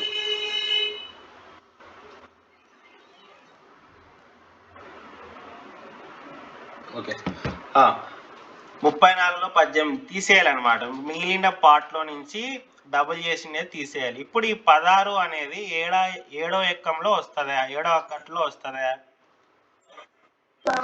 రాదు. కాబట్టి 349 అనేది 7 చేత నిశ్శేషంగా భాగించబడదు. ఏ నెంబర్ అయినా తీసుకోండి. ఇప్పుడు 742 ఉంది, ఇది 7తో పోతుందా పోదా అని అడిగినాను అనుకోండి. ఏం చేయాలి? ఫస్ట్ ఈ లాస్ట్ నెంబర్ ఉంది, దీన్ని తీసుకోవాలి. దీన్ని తీసుకొని ఏం చేయాలి? డబల్ చేయాలి. డబల్ చేస్తే ఎంత? 4.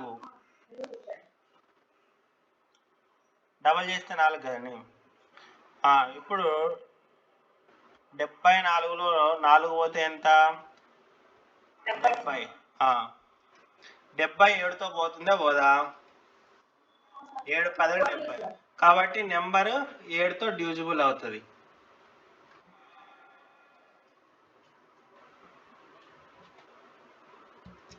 అర్థమైందండి? ఇప్పుడు నెంబర్ ఇట్లా ఉంటుంది, లాస్ట్ ఒక్కట్ల స్థానంలో ఉండేది తీసుకోవాలి, దాన్ని ఇంటూ 2 చేయాలి, ఎంత అయితే వచ్చింటుందో దాంట్లో నుంచి తీసేయాలి. తీసేసిన తర్వాత వచ్చిన నెంబర్ 7తో పోతే మొత్తం నెంబర్ 7తో పోతుంది. తీసేసిన తర్వాత వచ్చిన నెంబర్ 7తో పోకపోతే మొత్తం నెంబర్ పోదనమాట. ఇదే ఎగ్జాంపుల్. చూడండి, 16 పోలే కాబట్టి మొత్తం నెంబర్ పోదు. 70 పోతుంది కాబట్టి మొత్తం నెంబర్ పోతుంది. కావాలంటే చెక్ చేయండి. 7 1 7, 7 0, 7 6. ఇది 7 యొక్క బాజనీత సూత్రం. ఒక్కట్ల స్థానంలో ఉండేదాన్ని డబుల్ చేయాలి, డబుల్ చేసి ఆ ఒక్కట్ల స్థానంలో ఉండే తీసేయాలి. ఫస్ట్ ఇక్కడ ఉండకూడదు, ఇంక రిమైనింగ్ పార్ట్ నుంచి డబుల్ చేసి తీసేయాలి ఒక్కట్ల స్థానంలో ఉండేది. వచ్చిన ఆన్సర్ 7తో పోతే మొత్తం నెంబర్ 7తో పోతుంది. అట్లా కాకోకుండా ఇక్కడ కూడా మళ్ళీ 4 ఇంకా 3 అంకెలు వచ్చినాయి అనుకోండి, తీసేసిన తర్వాత ఇట్లా 3 వచ్చినాయి అనుకోండి, మళ్ళీ ఏం చేయాలి? మళ్ళీ ఒక్కట్లో ఉండేది డబుల్ చేయాలి, మళ్ళీ తీసేయాలి, లాస్ట్లో వచ్చినది 7తో పోతుందో లేదో చెక్ చేయాలి. పోతే మొత్తం నెంబర్ పోతుంది అనమాట. 4 అంకెలు ఇచ్చినప్పుడు మనకు అంత అడగడు, ఇది కూడా అడగడు, కానీ చెప్పాలి. 11 12 వరకు చెప్తున్నాం కాబట్టి 7 ఒక్కటి మిగిలిపోయింది స్పెషల్ కాబట్టి దాన్ని వదిలేసినాం. ఇప్పుడు చెప్పుకున్నాం అనమాట. ఇది 7 యొక్క బాజనీత సూత్రం. ఇంకొకటి కొన్ని అమేజింగ్ ప్యాటర్న్స్ ఉన్నాయి, నెక్స్ట్ వస్తాయి, అవి బాగుంటాయి. తర్వాత ఇంకొకటి చతుర్భుజ నిర్మాణం, చతుర్భుజాల నిర్మాణం, construction of quadrilaterals. 8th class 7th class ఉంది. దాంట్లో మనం గుర్తుపెట్టుకోవాల్సిన విషయాలు 2 ఉన్నాయి. అవి ఏంటివి అంటే, ఫస్ట్ ఒక త్రిభుజాన్ని నిర్మించడానికి ఎన్ని స్వతంత్ర కొలతలు కావాలి, ఎన్ని కొలతలు ఇస్తే మనం త్రిభుజాన్ని గీయగలం. మనం ఒక త్రిభుజాన్ని గీయాలి, ఎన్ని కొలతలు ఇవ్వాలి? 3 కావాలి. 3 స్వతంత్ర కొలతలు అనేవి అవసరం త్రిభుజం గీయాలంటే. అవి ఏవైనా కావచ్చు, భుజము, కోణము, భుజము అయినా కావచ్చు, లేకపోతే కోణము భుజమైనా కావచ్చు. మొత్తానికి అయితే మనకి ఎన్ని కావాలి అంటే 3 స్వతంత్ర కొలతలు కావాలి ఒక త్రిభుజాన్ని మనం గీయాలి అంటే. ఇప్పుడు క్వశ్చన్ ఏంటంటే, చతుర్భుజాన్ని గీయడానికి ఎన్ని స్వతంత్ర కొలతలు కావాలి? ఇది 2018 TRTలో అడిగినాడు. 4 అని ఎంతమంది అనుకుంటున్నారు? చేతులు పైకి ఎత్తండి. నాకు కనపడదు, అయినా కూడా ఎత్తాలి ఇప్పుడు.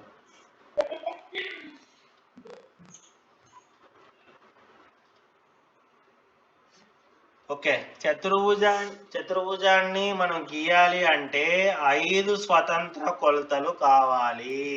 Very very very very important. ఎన్ని కావాలి? 5 కావాలి. 4 ఉంటే గీయలేమన్నమాట మనం. ఏదైనా కూడా ఏ చతుర్భుజాన్ని గీయాలన్నా కూడా మనకు 5 స్వతంత్ర కొలతలు కావాలి. అవి ఏవేవి? 4 భుజాలు, ఒక కర్ణం. మొత్తం ఎన్నాయి అప్పుడు? 4 భుజాలు, ఒక కర్ణం, 5 కదా కొలతలు. 2 కర్ణాలు, 3 భుజాలు, 2 ఆసన్న భుజాలు, 3 కోణాలు. చూడండి, 2 ఆసన్న భుజాలు, 3 కోణాలు, 2 కర్ణాలు, 3 భుజాలు, 3 భుజాలు, వాటి మధ్య కోణాలు 2. మొత్తం ఎన్ని అయితే? 5 5 5 5. కాబట్టి ఒక చతుర్భుజాన్ని గీయాలంటే మనకు 5 స్వతంత్ర కొలతలు కావాలి. కొన్ని ప్రత్యేక ధర్మాలు తెలిసినప్పుడు అని అంటున్నాడు ఇక్కడ. ప్రత్యేక ధర్మాలు అంటే ఏంటి? మనం చదువుకున్నాం. ఇప్పుడు 2 కర్ణాలు అని అంటాడు. సమాంతర చతుర్భుజంలో కర్ణాలు సమానం, దీర్ఘ చతురస్రంలో కర్ణాలు సమానం. ఒక కర్ణం ఇచ్చినా కూడా సరిపోతుంది కదా. అప్పుడు అర్థమైందండి మీకు?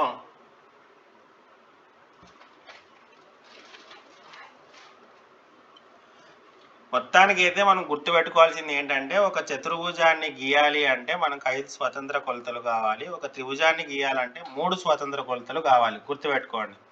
అవి ఏంటి? 4 భుజాలు, ఒక కర్ణం కావచ్చు, 2 కర్ణాలు, 3 భుజాలు కావచ్చు, 2 ఆసన్న భుజాలు, 3 కోణాలు కావచ్చు, 3 భుజాలు వాటి మధ్య కోణాలు కావచ్చు. Very very important. తర్వాత స్క్వేర్ అండ్ స్క్వేర్ రూట్స్లో కొన్ని అద్భుతమైన అమరికలు ఉన్నాయి, ప్యాటర్న్స్ ఉన్నాయి. అవి ఏంటేంటో అనేది ఇప్పుడు చూద్దాం అన్నమాట.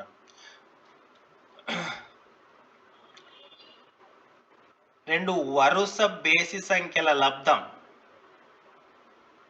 రెండు వరుస బేసి సంఖ్యల లబ్ధం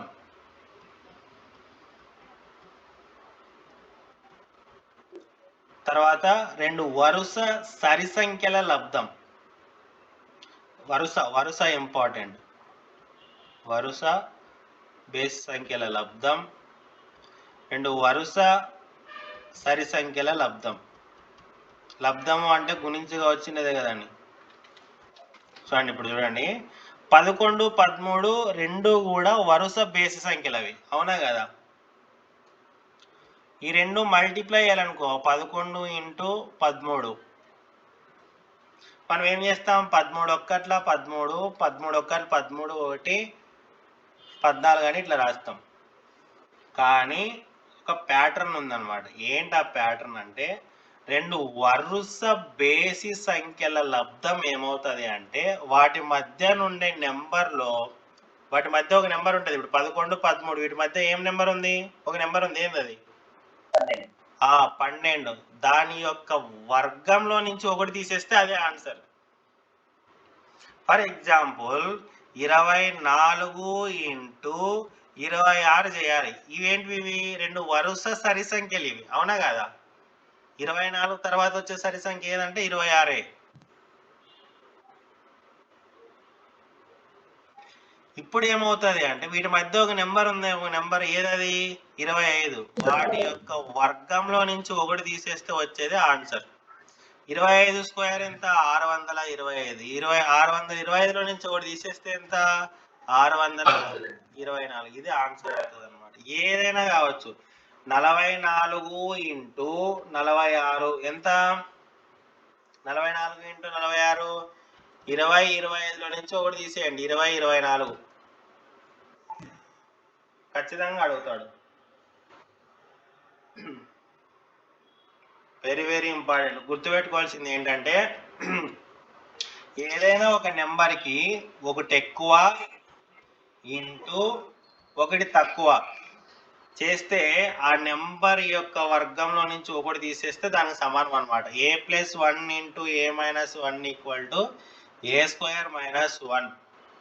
ఇది a + b² - b² ఫార్ములానే ఇది. It is nothing but a² - b². కానీ మీరు గుర్తుపెట్టుకోవాల్సింది ఏంటంటే ఇది ఒక నెంబర్ తీసుకోండి. ఇప్పుడు 5 ఉందనుకోండి, 5 కన్నా ఒకటి ఎక్కువ ఎంత? 6. 5 కన్నా ఒకటి తక్కువ ఎంత? 4. ఈ రెండు గుణించండి. 6, 4 24 కదా. కానీ మనోడు ఏమంటున్నాడంటే నువ్వు గుణించుకోకుండానే దీన్ని స్క్వేర్ చేసి 5 స్క్వేర్ చేసి ఒకటి తీసేరా బాబు, అదే వస్తుంది ఆన్సర్ అంటున్నాడు. అర్థమైందా? 5 5 25. 25లో ఒకటి పోతే ఎంత? 24. 6 4 24 కదా. అదనమాట. ఏ నెంబర్ అయినా తీసుకోండి. ఇప్పుడు 11 ఉంది. 11కి ఒకటి ఎక్కువ ఎంత? 12. ఒకటి తక్కువ ఎంత? 10. ఈ రెండిటి యొక్క లబ్ధం ఏమవుతుంది అంటే దీన్ని స్క్వేర్ చేయండి. 11 స్క్వేర్ ఎంత? 121. దీంట్లో నుంచి ఒకటి తీసేయండి. 120. 12 × 10 120. 12 బదులు 120 కదా. అది గుర్తుపెట్టుకోవాలి. ఇది అడుగుతాడు, ఇట్లా అడుగుతాడు అనమాట. a + 1 × ఇది అడగకపోతే అడగను నన్ను, ఖచ్చితంగా అడుగుతాడు ఏదో ఒక సెషన్లో. a + 1 × అంటే ఒక నెంబర్ కన్నా ఒకటి ఎక్కువ ఇంటూ a - 1 ఆ నెంబర్ కన్నా ఒకటి తక్కువ = a² - 1. ఖచ్చితంగా అడుగుతాడు, నో డౌట్. ఇది ఒక ఏమంటారు ట్రిక్ అనుకోండి. తర్వాత ఇంకోటి చూడండి, 1² = 1.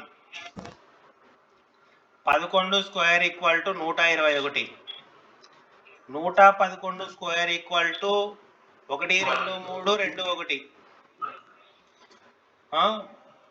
1111 స్క్వేర్ ఈక్వల్ టు 1 2 3 4 3 2 1. ఒక ప్యాటర్న్ అర్థమైందండి మీకు? ఏంటంటే నువ్వు స్క్వేర్ చేసే నెంబర్లో ఎన్నైతే ఒకట్లు ఉన్నాయో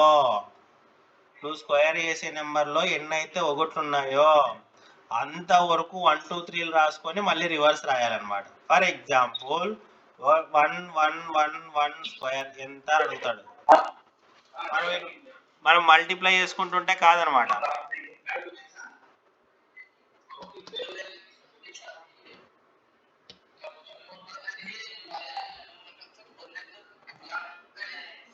సార్ मुझे तुम म्यूट कर भैया సార్. ఇప్పుడు చూడండి, దీని యొక్క స్క్వేర్ అడుగుతారు. ఇది ఇంత పెద్దది ఎప్పుడు చేసేది ఎగ్జామ్లో అంటే కాదనమాట. మన సిలబస్లో ఉంది, ఇది ఈ ట్రిక్ ఉంది, అమెరికా ఉంది, ప్యాటర్న్ ఉంది. ఏంటంటే అది ఎన్ని ఒకట్లు ఉన్నాయి? 1 2 3 4 5 ఉన్నాయి. 5 ఒకట్లని మనం స్క్వేర్ చేయాలి కాబట్టి, అంటే ఇట్ మీన్స్ 11,111 స్క్వేర్ అని అడుగుతున్నాడు వాడు. అప్పుడు ఏం చేయాలి మనము? 5 ఒకట్లు ఉన్నాయి కాబట్టి 5 వరకు రాయాలి. 1 2 3 4 5. 5 ఒకటి ఉన్నాయి కాబట్టి 5 వరకు 1 2 రాసి ఇప్పుడు రివర్స్ రాసుకుని 5 అయిపోతేనే 4 3 2 1. చూడండి ఎంత పెద్ద ప్రాబ్లం చేస్తారు మీరు. 1 1 1 1 1 1 ఇంటూ 1 1 1 1 1 చేసినారు. సెకండ్స్లో వేసేస్తారు అనమాట. ఇది అడుగుతాడు, డైరెక్ట్ అడుగుతాడు. మనం అక్కడ మల్టిప్లై చేసుకుంటుంటే కుదరదు. ఇంకొక ప్యాటర్న్ ఉంది చూడండి. 7 square equal to 49. 67 square equal to 4489. 667 square equal to 444889. 6607 square equal to 444889. Pattern అర్థమైందండి మీకు?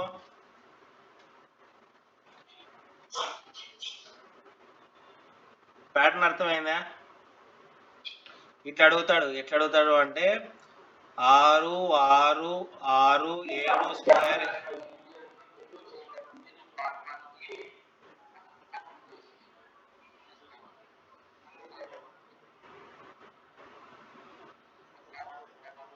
ఓకే. చూడండి, దీని ఒక ప్యాటర్న్ ఉందా, ఒక అమెరికా ఉందా, ఒక బ్యూటీ ఉందా ఇక్కడ? చూడండి నెంబర్ చూడండి. 4 9 4 4 8 9 4 4 4 8 8 9 4 4 4 4 8 8 8 9. అంటే ఇక్కడ నెంబర్ కనిపిస్తున్నాయండి మీకు. ప్యాటర్న్ నేను ఎక్స్ప్లెయిన్ చేస్తా చూడండి. ఎన్ని ఆర్లు ఉన్నాయి?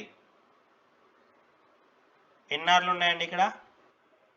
3 ఆర్లు ఉన్నాయి కాబట్టి 3 8లు రాయండి. ఎన్ని ఆర్లు ఉన్నాయో అన్ని 8లు రాయండి. ఖచ్చితంగా 6 7 ఉందంటే 4 8 ఉంటుంది మనకు. ఇప్పుడు 4లు కావాలి. ఎన్ని 4లు అంటే ఎన్ని ఆర్లు ఉన్నాయి? ఇక్కడ 3 ఉన్నాయి. 3 కన్నా ఒకటి ఎక్కువ ఎంత? 4. కాబట్టి 4 4లు రాయండి. 1 2 3 4. 7తో ఎండ్ అయ్యే నెంబర్ యొక్క వర్గము 9తో ఎండ్ అవుతుంది కాబట్టి 9. అర్థం కాలేదు సార్ నాకంటే ఇంకోటి చెప్తుంది చూడండి. 6 6 6 6 6 6 7 ఎంత? ఇది 1 10 100 1000 10,000 లక్ష 10 లక్షలు. 66,66,667 స్క్వేర్ ఎంత అని అడిగాడు అనుకోండి ఎగ్జామ్లో. ఏం గాబరా పడద్దండి. ఫస్ట్ ఏం చేయాలి మీరు? ఎన్ని ఆర్లు ఉన్నాయో లెక్క పెట్టండి. 1 2 3 4 5 6 అంటే 6 6 కదా. 6 8లు రాయాలి. ఎన్ని రాయాలి? 6 8. 1 2 3 4 5 6. తర్వాత ఇప్పుడు యూతలు 4లు రాయాలి కదా. చూడండి 489 సిరీస్, ఇది 489 సిరీస్. 4లు రాయాలి. ఎన్ని రాయాలి? ఆర్లు ఎన్ని అయితే ఉంటాయో ఒకటి ఎక్కువ. ఆర్లు ఎన్ని ఉన్నాయి? ఇక్కడ 6 ఉన్నాయి. 1 2 3 4 5 6. దానికన్నా ఒకటి ఎక్కువ ఎంత? 7. కాబట్టి 7 4లు రాయాలి. 1 2 3 4 5 6 7.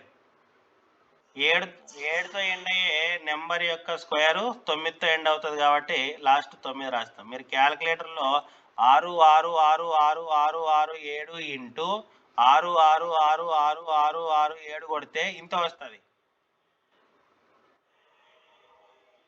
ఇదన్నమాట 489 సిరీస్. 8లు ఎన్ని ఉంటాయి అంటే 6లు ఎన్ని అయితే ఉంటాయో అన్ని 8లు. 4లు ఎన్ని ఉంటాయి అంటే అంతకన్నా ఒకటి ఎక్కువ. ఇక్కడ 6 6లు ఉన్నాయి కాబట్టి ఇక్కడ 7 4లు రాయాలి అంతే. అర్థమైందండి?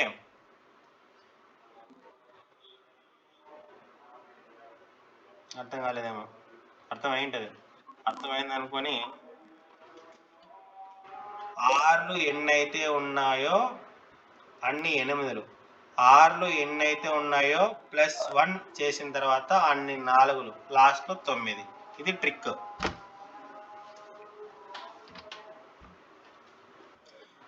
తర్వాత ఇంకోటి చూడండి, ఇంకో ట్రిక్. మధ్యలో సున్నాలు పెరుక్కుంటా పోయినాయి. ఈడేం 0 0, ఈడ 1 0, ఈ 2 0, ఈడ 1 2 3 4 4 0. ఇట్లా పెరుక్కుంటూ పోతే ఏమొస్తుంది? ఇది అడుగుతాడు. ఇది ఇంపార్టెంట్. నాకు ఫోన్ చేసి చెప్పినారు, ఇది అడుగుతాం ఈసారి అన్నారు. చూసుకోండి మరి. ఇది ప్యాటర్న్ ఏంటంటే ఇట్లా అడుగుతాడు అంతే. ఈ డాష్లో వచ్చే నెంబర్లు ఏమైనా కింద ఆప్షన్స్ ఉంటాయి అంతే. జోక్ కాదు ఇది. It's not a joke, it's serious matter. ఒకసారి ఈ ప్యాటర్న్ని డీకోడ్ చేద్దాం. చూడండి, 11 స్క్వేర్ ఈక్వల్ టు 121 మనకు తెలుసు.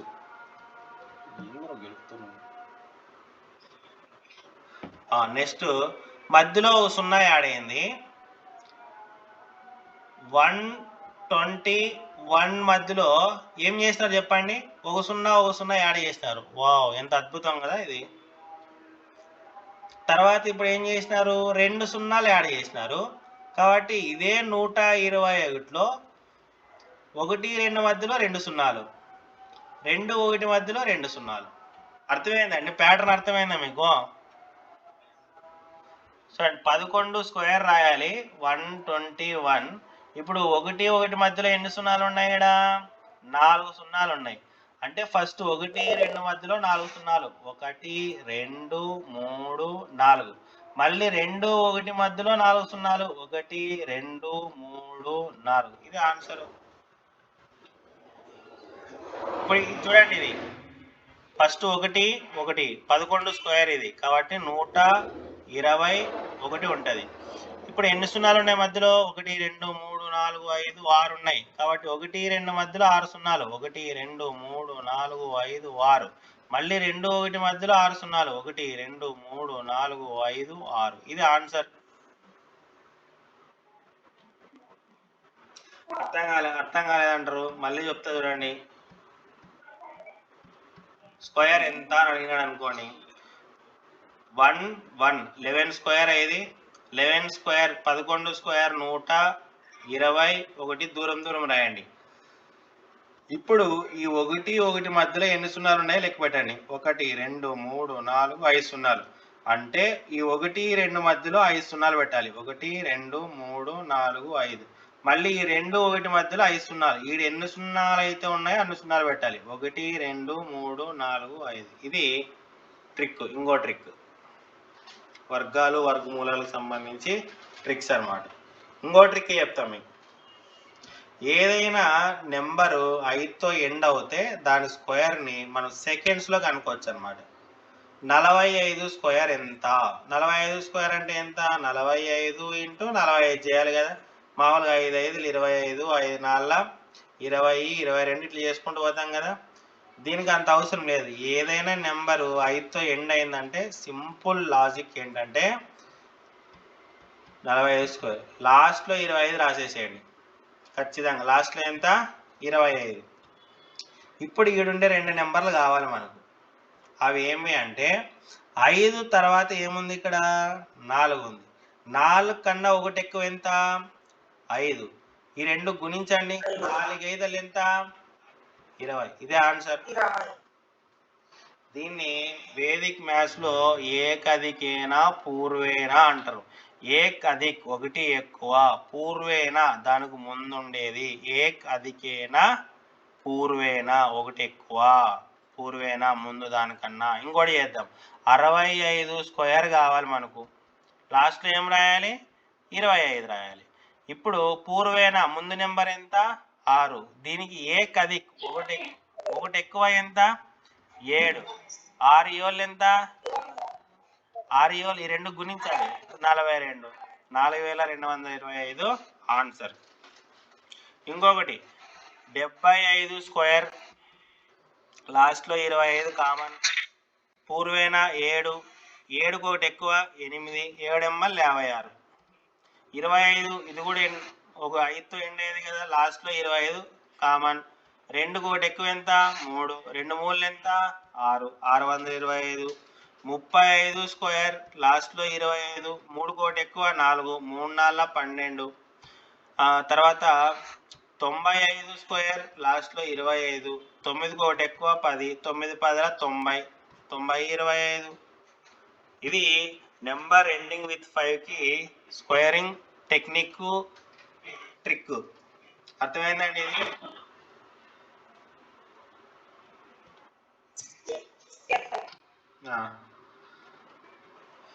ఇంకోటి చూడండి, ఇది గుర్తుపెట్టుకోండి, ఇది కూడా అడుగుతాడు, ఖచ్చితంగా అడుగుతాడు.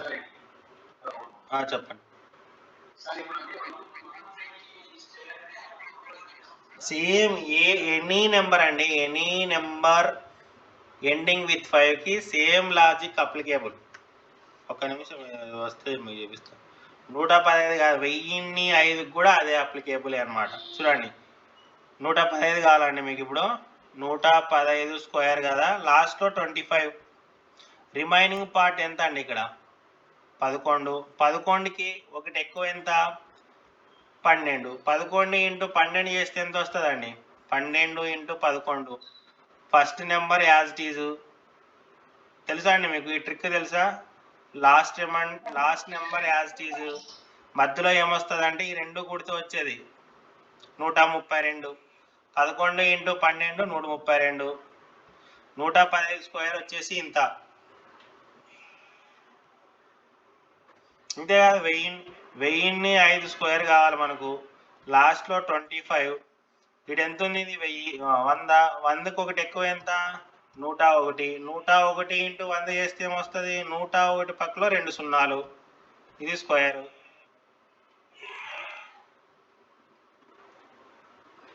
Any number ending with 5 trick applicable అనమాట. ఇది మన ఏన్షియంట్ మ్యాథ్స్లో ఉండేదన్నమాట. ఇది ఇలాంటివి ఇంకా చాలా ఉన్నాయి. ఇంకోటి చూడండి, 1 square plus 2 square plus 2 square equal to 3 square. మీకు ప్యాటర్న్ని డీకోడ్ చేయండి ఒకసారి, బాగా ఆలోచించండి.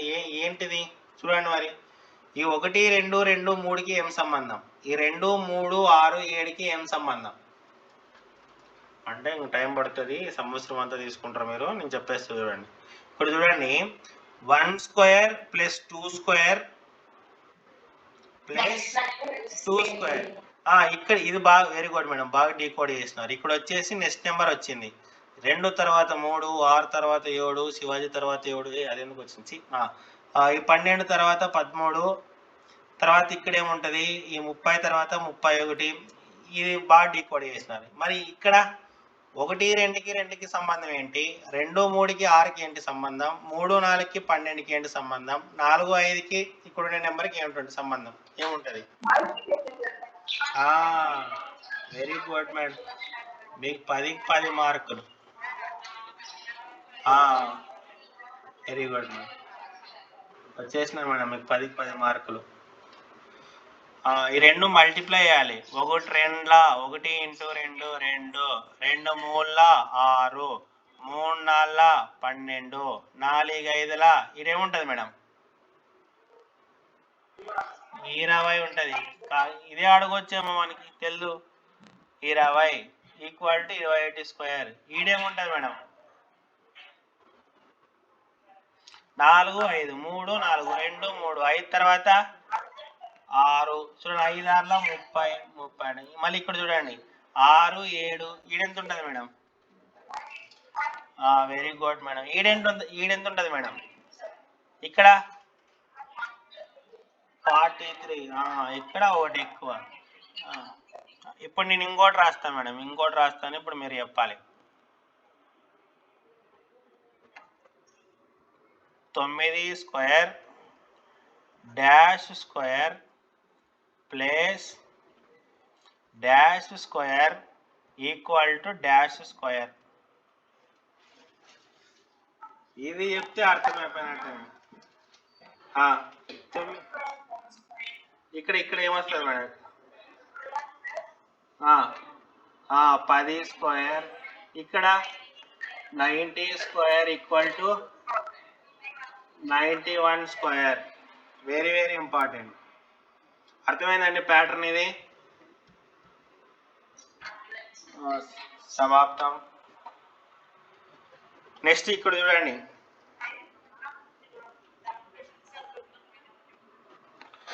1 3 5 7 9 మొత్తం కూడాలి మేడం. కూడి చెప్పండి ఎంత వచ్చిందో. 1 2 3 4 5 అంటే 5 వరుస బేసి సంఖ్యల మొత్తం. 5 వరుస బేసి సంఖ్యల ఎంత వచ్చింది మేడం? 25. 1 2 3 4 5 6 7 8 9 10. 10 వరుస బేసి సంఖ్యల మొత్తం.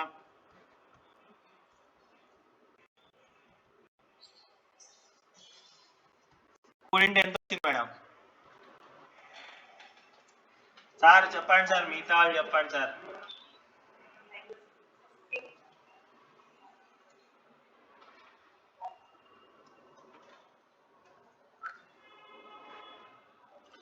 ఓకే, నేను రాస్తానండి మేడం, మీరు తప్పు చేస్తారు ఎక్కడో చోట. 100 వస్తుంది ఖచ్చితంగా. ఇప్పుడు 1 2 3 4 5 6 7 8 9 10 11 12. 12 వరుస బేసి సంఖ్యల మొత్తం ఎంత? 12 వరుస బేసి సంఖ్యల మొత్తం ఎంత? చూడండి, 5 వరుస బేసి సంఖ్యల మొత్తం 25. 10 వరుస బేసి సంఖ్యల మొత్తం 100. మరి 12 వరుస బేసి సంఖ్యల మొత్తం ఏమవుతుంది? 144. అంటే మనం ఏం చెప్పొచ్చు అంటే n వరుస బేసి సంఖ్యల మొత్తం ఎల్లప్పుడూ కూడా n square. Very very important. n వరుస బేసి సంఖ్యల మొత్తం ఎల్లప్పుడూ కూడా n square. Very very important. వాడు అడుగుతాడు, ఇట్లయినా అడుగుతాడు, లేకపోతే ఇట్లయినా అడుగుతాడు, ఏ రకంగా అడగొచ్చు. మనం యూజ్ చేసే ఫార్ములా మాత్రం n స్క్వేర్. ఇట్లా అడిగినాడు అనుకోండి, ఇవన్నీ కూడా వరుస బేసి సంఖ్యలే. ఎన్ని? 1 2 3 4 5. 5 వరుస బేసి సంఖ్యల మొత్తం అడుగుతున్నాడు. 5 అంటే n equal to 5. 5 square equal to 25. ఆ విధంగా మనం చేస్తూ ముందుకు పోవాలి. జై జన్మభూమి, జై జై జన్మభూమి. యూతులు చూడండి, నెక్స్ట్ వర్గమూలం కనుక్కోవడం. ఆల్రెడీ చెప్పినాను ఇది, కాకపోతే ప్రైమ్ ఫ్యాక్టరైజేషన్ మెథడ్ ద్వారా చెప్పిన. ప్రధాన కారణాంకాల లబ్ధంగా రాస్తూ చెప్పడం అది జరిగిందనమాట. అది జరిగింది. కానీ ఇప్పుడు డివిజన్ మెథడ్, భాగాహార పద్ధతిలో దీనికి వర్గమూలం ఏ విధంగా కనుక్కోవాలి అంటే చూడండి, ఫస్ట్ ఇచ్చిన నెంబర్ని, దేనికైతే మనం వర్గమూలం కనుక్కుంటున్నామో ఆ నెంబర్ని ఇట్లా 2 గీతల మధ్యలో రాసుకోవాలి. స్టెప్ నెంబర్ 1 ఇట్లా రాసుకోవాలి. రాసుకున్న తర్వాత స్టెప్ నెంబర్ 2 ఏం చేయాలంటే ఫ్రమ్ రైట్ టు లెఫ్ట్, కుడివైపు నుంచి 2 నెంబర్ని ఒక జతగా చేసుకుంటూ రావాలి. ఏ విధంగా అంటే ఈ 2 ఒక జత. దీనికి జత లేదు కాబట్టి వదిలేయాలి. ఒకవేళ ఇట్లా నెంబర్లు ఉన్నాయనుకోండి, 6 7 8 3 ఇట్లా ఉన్నాయనుకోండి, దీనికి మనం వర్గమూలం కనుక్కునేటప్పుడు ఏం చేస్తామంటే కుడివైపు నుంచి ప్రతి రెండిటికి ఒక జత, ఇది ఒక జత, 7 6 ఒక జత, 4 8 ఒక జత, ఇట్లా చేసుకుంటూ రావాలన్నమాట. ఇది స్టెప్ నెంబర్ 2. తర్వాత స్టెప్ నెంబర్ 3 అంటే ఎక్కాలు తీసుకోవాలి. మన ఎక్కాలు డిఫరెంట్. ఇక్కడ వర్గమూలం కనుక్కుంటున్నప్పుడు వాడే ఎక్కాలు డిఫరెంట్. ఏంటి అవంటే 1 1 1 అయిపోతే చెప్పండి.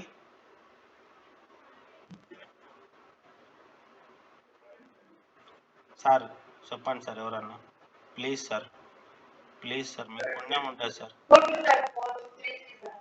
Thank you. 2 2 జా 4, 3 3 జా 9, 4 4 16, 5 5 25, 6 6 36, 7 7 49, 8 8 64, 9 9 81, 10 10 100 అవసరం లేదండి. ఇవి మాత్రమే తీసుకుంటాం మనం ఈ భాగాహార పద్ధతిలో, ఇవి మాత్రమే తీసుకుంటాం. ఇప్పుడు చూడండి, ఫస్ట్ నెంబర్ ఏది? 7. 7 ఆడిపోతుందో చూడండి. 1 ఒక్కట్లో 1 చిన్నది అవుతుంది. 2 2 4, 3 3 9. ఈడ ఎక్కువ వస్తుంది కాబట్టి ముందుండేది తీసుకోవాలి. ఎక్కడైతే ఎక్కువ వస్తుందో దాని ముందుండేది తీసుకుంటాం. డివిజన్స్లో కూడా అంతే కదండి మనం. కాబట్టి మనం ఏం చేయాలి అంటే ఇప్పుడు 2 2 4 అనేది తీసుకోవాలి. ఎట్లా రాయాలో చూడండి. 2 2 4. డివిజన్లో ఏం చేస్తామో ఇక్కడ కూడా చేయాలి. 7లో 4 పోతే ఎంత? 3. ఇప్పుడు మనం గార్నియర్ జాగ్రత్త వహించాలి. ఏంటంటే డివిజన్లో అయితే 2 దించుకుంటుండవి, మరి ఇక్కడ ఎంత దించుకోవాలి? అందుకే మనం కుడి వైపు నుంచి 2 2 జత చేసినది ఎందుకు అంటే, ఒరే అయ్యా నెక్స్ట్ నువ్వు దించుకునేటప్పుడు మా ఇద్దరిని దించుకో అని అర్థం అనమాట. అప్పటికే మనం వాళ్ళకి అగ్రిమెంట్ ఇచ్చేసినాం కాబట్టి 2 ఒకటేసారి దించుకోవాలి. 29. తర్వాత ఏం చేయాలి? మళ్ళీ 2తోనా? కాదు. ఇప్పుడు అసలు సిసలైన స్టెప్ ఇక్కడే ఉందన్నమాట. ఏంటంటే ఇక్కడ ఎంత అయితే వచ్చిందో దాన్ని డబల్ చేయాలి, అంటే ఇంటూ 2 చేయాలి. ఇక్కడ ఎంత వచ్చింది? 4. 4 ఇక్కడ వచ్చింది. అది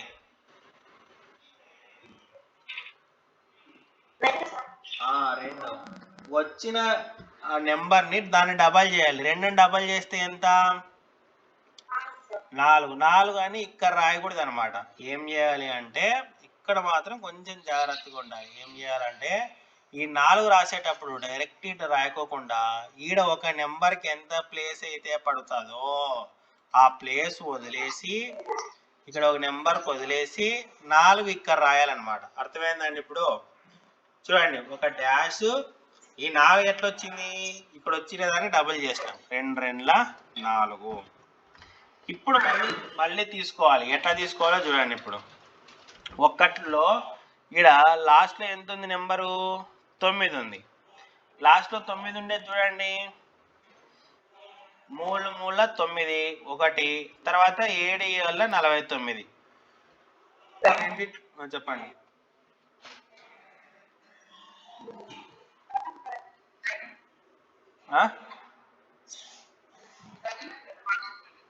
అదే చూస్తాను. లాస్ట్లో ఇక్కడ 9 ఉంది.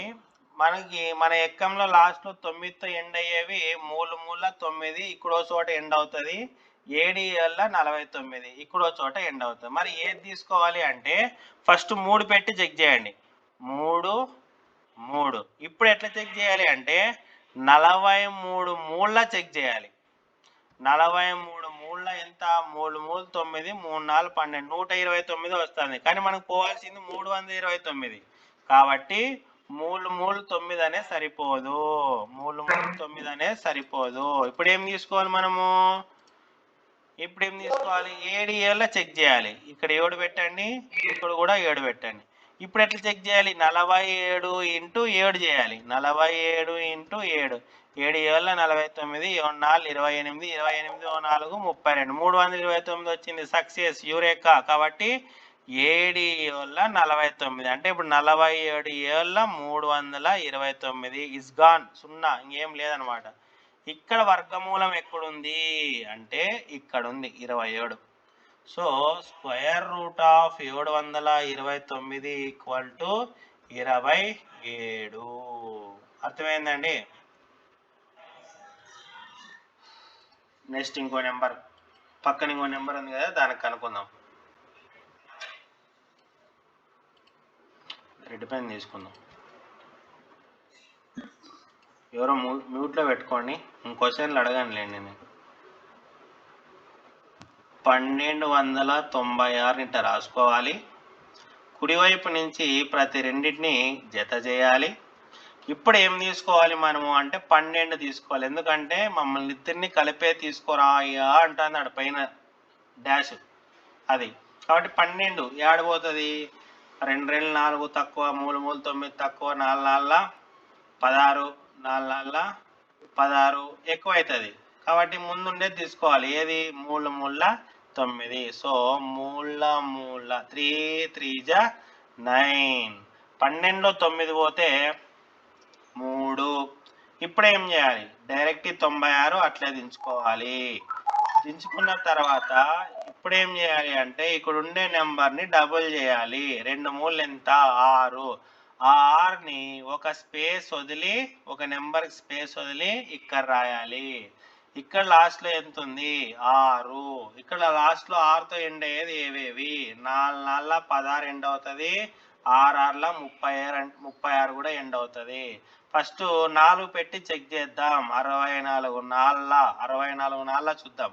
64 4 4 16 6 4 24 1 25 256 వస్తుంది. కాబట్టి 4 4 16 చెల్లదు. ఇంక ఖచ్చితంగా ఇది పోతుంది. ఇంకా 6 6 36 అనేది పోతుంది. ఇది పోదు కాబట్టి మనం ఇప్పుడు ఏం చేయాలి? 6 6 66 6 చూడాలి. 66 ఇంటూ 6 6 6 36 6 6 36 1 39. 66 6 396. 396లో 396 పోతే 0 అయిపోయింది. వర్గమూలం ఎక్కడుంది అంటే ఇక్కడ ఉంది. వర్గమూలం అనుకుంటున్నాం. So square root of 1296 equal to 36.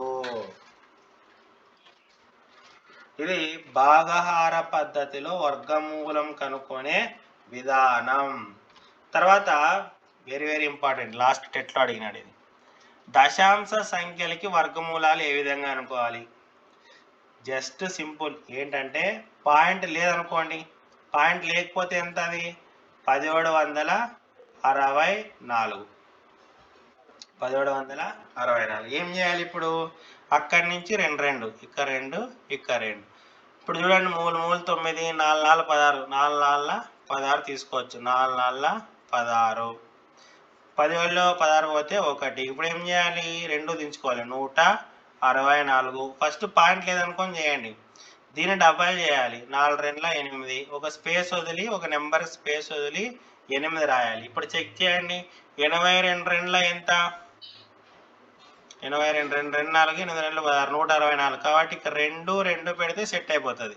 82 2 164 0. అంటే square root of 1764 equal to 42. కానీ వాడు అడిగింది స్క్వేర్ రూట్ ఆఫ్ 17.64.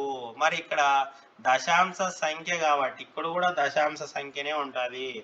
దశాంశ సంఖ్య యొక్క వర్గమూలం దశాంశ సంఖ్యనే.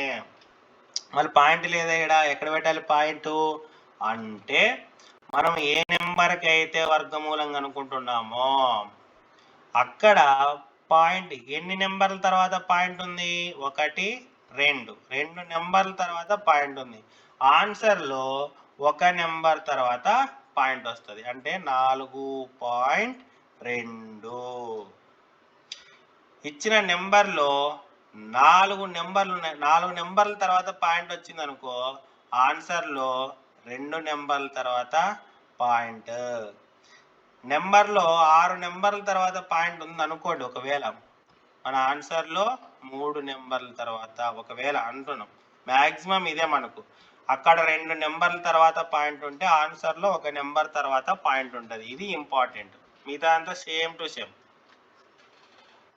ఇది దశాంశ సంఖ్యలకి వర్గమూలం కనుక్కోవడం. ఇంకొకటి 1 నుంచి 100 వరకు ఎన్ని ప్రధాన సంఖ్యలు కలవు అని అడుగుతాడు. ఖచ్చితంగా అడుగుతాడు. ఎన్నిసార్లు అడిగినాడంటే అన్నిసార్లు అడిగినాడు. లెక్క పెట్టండి ఎన్ని ఉన్నాయో. 1 2 3 4 5 6 7 8 9 10 11 12 13 14 15 16 17 18 19 20, 21, 22, 23, 24, 25. ఎన్ని ఉన్నాయండి? 25 ఉన్నాయి. 1 నుంచి 100 వరకు ప్రధాన సంఖ్యలు ఎన్ని ఉన్నాయి? 25. ఇది నెంబర్ గుర్తుపెట్టుకుంటే సరిపోద్ది కదా సార్. ఇదంతా ఎందుకు అంటే, ఈ జల్లెడంతా ఎందుకు అంటే ఒక్కొక్కసారి ఇట్లా అడుగుతాడు, 50 నుంచి 100 ఎన్ని ఉన్నాయని అడుగుతాడు. దీన్ని పదే పదే చూస్తే ఏవేవి ప్రైమ్ నెంబర్స్ అనేది అర్థమైపోతుంది అనమాట. బాగా చూస్తే ఇప్పుడు 61 నుంచి 70 మధ్యలో ఎన్ని ఉన్నాయి? 2 ఉంటాయి. 61, 67 మ్యాక్సిమం 2 ఉంటాయి. ఆ 2 ఏంటో అనేది చూస్తా ఉంటే వీడు గుర్తు పెట్టుకుంటుంది అనమాట. ఒకటి సైకాలజీలో ఫ్యాక్ట్ ఏంటంటే, మన బ్రెయిన్ ప్రధాన సంఖ్యల్ని బాగా గుర్తు పెట్టుకుంటుందంట. కాబట్టి బాగా చూస్తూ ఉండండి, గుర్తుంటుంది. మొత్తానికి అయితే ఇక్కడ పాయింట్ ఏంటి, బిట్ ఏంటి, 1 నుంచి 100 వరకు ఎన్ని ప్రధాన సంఖ్యలు ఉన్నాయి? 25.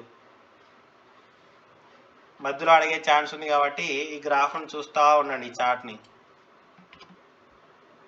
తర్వాత పైథాగరియన్ త్రికాలు అంటాం, పైథాగరస్ ట్రిప్లెట్స్ అంటాం ఇంగ్లీష్లో. దాని గురించి చెప్పి ఈ సెషన్ని మనం క్లోజ్ చేస్తాం అనమాట. ఏంటంటే అది మనం పైథాగరస్ సిద్ధాంతం తెలుసుకున్నాము. AC square equal to AB square plus BC square చదువుకున్నాం కదా. ఇది ఇప్పుడు నేను 3, 4, 5 ఒక పైథాగరియన్ త్రికము అంటాం. త్రికాలు అంటే 3 ఉండే నెంబర్లని త్రికాలు అంటాం. పైథాగరియన్ త్రికాలు అంటే ఇవి పైథాగరస్ సూత్రాన్ని పాటిస్తాయి. అంటే చూడండి, 5 square equal to 3 square plus 4 square. కావాలంటే చెక్ చేయండి. 9, 16, 25. 16, 9, 25 ఈక్వల్ టు 25. తర్వాత 6, 8, 10 ఇవి ఈ 3 కూడా పైథాగరియన్ త్రికాలు. దీన్ని ఏమంటారంటే పైథాగరియన్ ట్రిప్లెట్ అంటాం ఇంగ్లీష్లో. ట్రిప్లెట్ ఎట్లా? ఇది పైథాగరస్ సూత్రాన్ని ఫాలో అవుతాయి. చూడండి, 10 square equal to 6 square plus 8 square. Check చేయండి కావాలంటే. 36 ప్లస్ 64 ఈక్వల్ టు 100 ఖచ్చితంగా వస్తుంది అనమాట. వీటినే పైథాగరియన్ త్రికము అంటాం. దీన్ని 6, 8, 10 ఒక పైథాగరియన్ ట్రిప్లెట్, 3, 4, 5 ఒక పైథాగరియన్ ట్రిప్లెట్. క్వశ్చన్ ఎట్లా అడుగుతాడు అంటే, కింది వాటిలో పైథాగరియన్ త్రికము కానిదేది అని అడుగుతాడు, లేదా పైథాగరియన్ త్రికము ఏది అని అడుగుతాడు. ఏదైనా అడగవచ్చు. మనం చెక్ చేయాల్సిందల్లా ఏంటి, జస్ట్ ఇట్లా 3 నెంబర్లు ఉంటాయి, 6, 8, 10 పైథాగరియన్ ట్రిప్లెట్టా కాదంటే ఏం చేయాలి? 10 square equal to 6 square plus 8 square అవుతుందా కాదనేది టెస్ట్ చేయాలి. అవుతే అది పైథాగరియన్ ట్రిప్లెట్ అవుతుంది. ఇక్కడ పైథాగరియన్ ట్రిప్లెట్ యొక్క జనరల్ ఫామ్ ఏంటి అంటే 2m m square minus 1 m square plus 1. ఇక్కడ m అనేది 1 కన్నా ఎక్కువ తీసుకోవాలన్నమాట. 2 తీసుకోండి, అర్థమవుతుంది. ఇప్పుడు అర్థమవుతుంది చూడండి. m ఈక్వల్ టు 2 తీసుకోండి. 2m 2 into m. m బదులు ఎంత రాసుకోవాలి? 2. 2 2 ఎంత? 4. ఇప్పుడు m square minus 1, 2 square minus 1, 4లో 1 పోతే 3. తర్వాత 2 స్క్వేర్ ప్లస్ 1 5. ఇప్పుడు 4,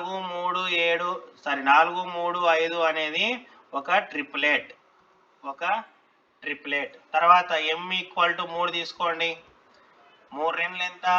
6. తర్వాత 3 స్క్వేర్ మైనస్ 1 8. తర్వాత 3 స్క్వేర్ ప్లస్ 1 10. ఇది ఒక ట్రిప్లెట్. మళ్ళీ m ఈక్వల్ టు 4 తీసుకోండి. ఎన్నైనా రాయొచ్చు ట్రిప్లెట్లు. 2m కనుకోండి, 4 2 8. తర్వాత m స్క్వేర్ మైనస్ 1 16లో 1 పోతే ఎంత? 15. ఇప్పుడు 16కు 1 కూడా అండి 17. ఇది ఒక ట్రిప్లెట్. ఇట్లా దగ్గర ఒక 10 ట్రిప్లెట్స్ రాయండి, మీకే అర్థమైపోతుంది పైథాగరియన్ త్రికాల అంటే ఏంటి అనేది. General form important. ఏదంటే అది 2m m square minus 1 m square plus 1. ఇది పైథాగరియన్ ట్రిప్లెట్ యొక్క జనరల్ ఫామ్. ఎమ్ బదులు ఎంత తీసుకోవాలి అంటే 1 కన్నా ఎక్కువ తీసుకోవాలి. ఏ సహజ సంఖ్య అయినా తీసుకోవచ్చు, కాకపోతే m గ్రేటర్ దాన్ 1. ఇదనమాట. ఇప్పుడు ఇది క్వశ్చన్, టెట్ క్వశ్చన్. అతి చిన్న సంఖ్య 8గా గల పైథాగరన్ త్రికమును వ్రాయండి. అతి చిన్న సంఖ్య 8 అంట. ఇప్పుడు ఇక్కడ చూడండి, అతి చిన్న సంఖ్య ఏమైంది అయింటే 2m అయింటది, లేకపోతే m² 1 అన్న అయింటది, అంతేనా? కాబట్టి మనం ఏం చేస్తాము అంటే 2m = 8. అతి చిన్న సంఖ్య 2m అనుకుంటున్నా నేను. దీంట్లో 2m అతి చిన్న సంఖ్య 8 అంటే కదా ఇక్కడ, కాబట్టి 2m = 8. m = 8/2. సో 2 ఒక్కట్ల 2 నాళ్ళ m = 4. m బదులు 4 పెట్టుకొని ట్రిప్లెట్స్ కనుక్కోవాలి. m బదులు 4 పెట్టుకొని ట్రిప్లెట్స్ కనుక్కున్నాం. 8, 15, 17. ఇదే దీనికి ఆన్సర్. చూడండి, 8 కదా అతి చిన్న సంఖ్య. 8, 15, 17లో చిన్న సంఖ్య ఏది? 8. సో ఈ అతి చిన్న సంఖ్య 8గా గల పైథాగరన్ త్రికము ఏది అంటే ఇదే. పైథాగరన్ త్రికం ఇదే. 8 అతి చిన్న సంఖ్య అంటే ఇదే. ఈ విధంగా మనం కనుక్కోవాలన్నమాట. ఇది గుర్తుపెట్టుకోండి. ఇది ఈరోజు క్లాసు. టైం అయిపోవడం వల్ల ఏది మేడం? ఇదేనా ఉదాహరణ 2? ఫస్ట్ నుంచి పైథాగరన్ త్రికాల వరకు అక్కడి నుంచి చెప్పాలనా? ఈ ఉదాహరణ అర్థం కాలేదా మేడం? ఇది ఉదాహరణ.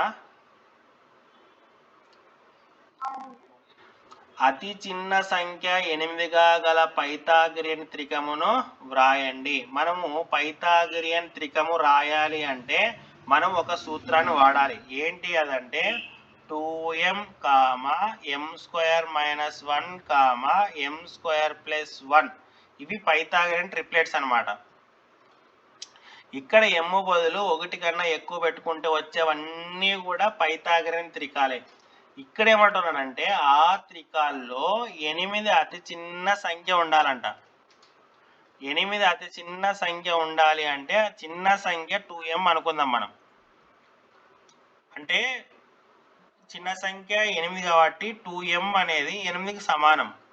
అప్పుడు m = ఎంత అవుతుంది? 8/2. 2 ఒక్కట్ల 2 నాళ్ళ m = 4 అవుతుంది. అంటే m బదులు 4 రాసుకోండి. ఇప్పుడు 2 × 4, 4² 1, 4² + 1. 4 2 ఎంత? 8. 4 4 16, 16లో 1 పోతే 15. 4 4 16, 1 17. ఇది పైథాగరన్ ట్రిప్లెట్ కదా, ఇది పైథాగరన్ త్రికమే కదా ఇది. ఎందుకు ఈ ఫార్ములా అప్లై చేసినామంటే వచ్చేది మనకు పైథాగరన్ త్రికమే. ఈ పైథాగరన్ త్రికంలో చిన్న సంఖ్య ఏది? 8. అంతే. అతి చిన్న సంఖ్య 8గా గల పైథాగరన్ త్రికం ఏది అంటే ఇది. ఈ విధంగా కనుక్కున్నాం అన్నమాట. ఇంకా ఏమైనా డౌట్స్ ఉంటే అడగవచ్చు. Okay, next class sir wait చేస్తుంటాడు, తర్వాత మనం డిస్కస్ చేద్దాం. ఇంతటితో ఆల్మోస్ట్ అంతా అయిపోయింది.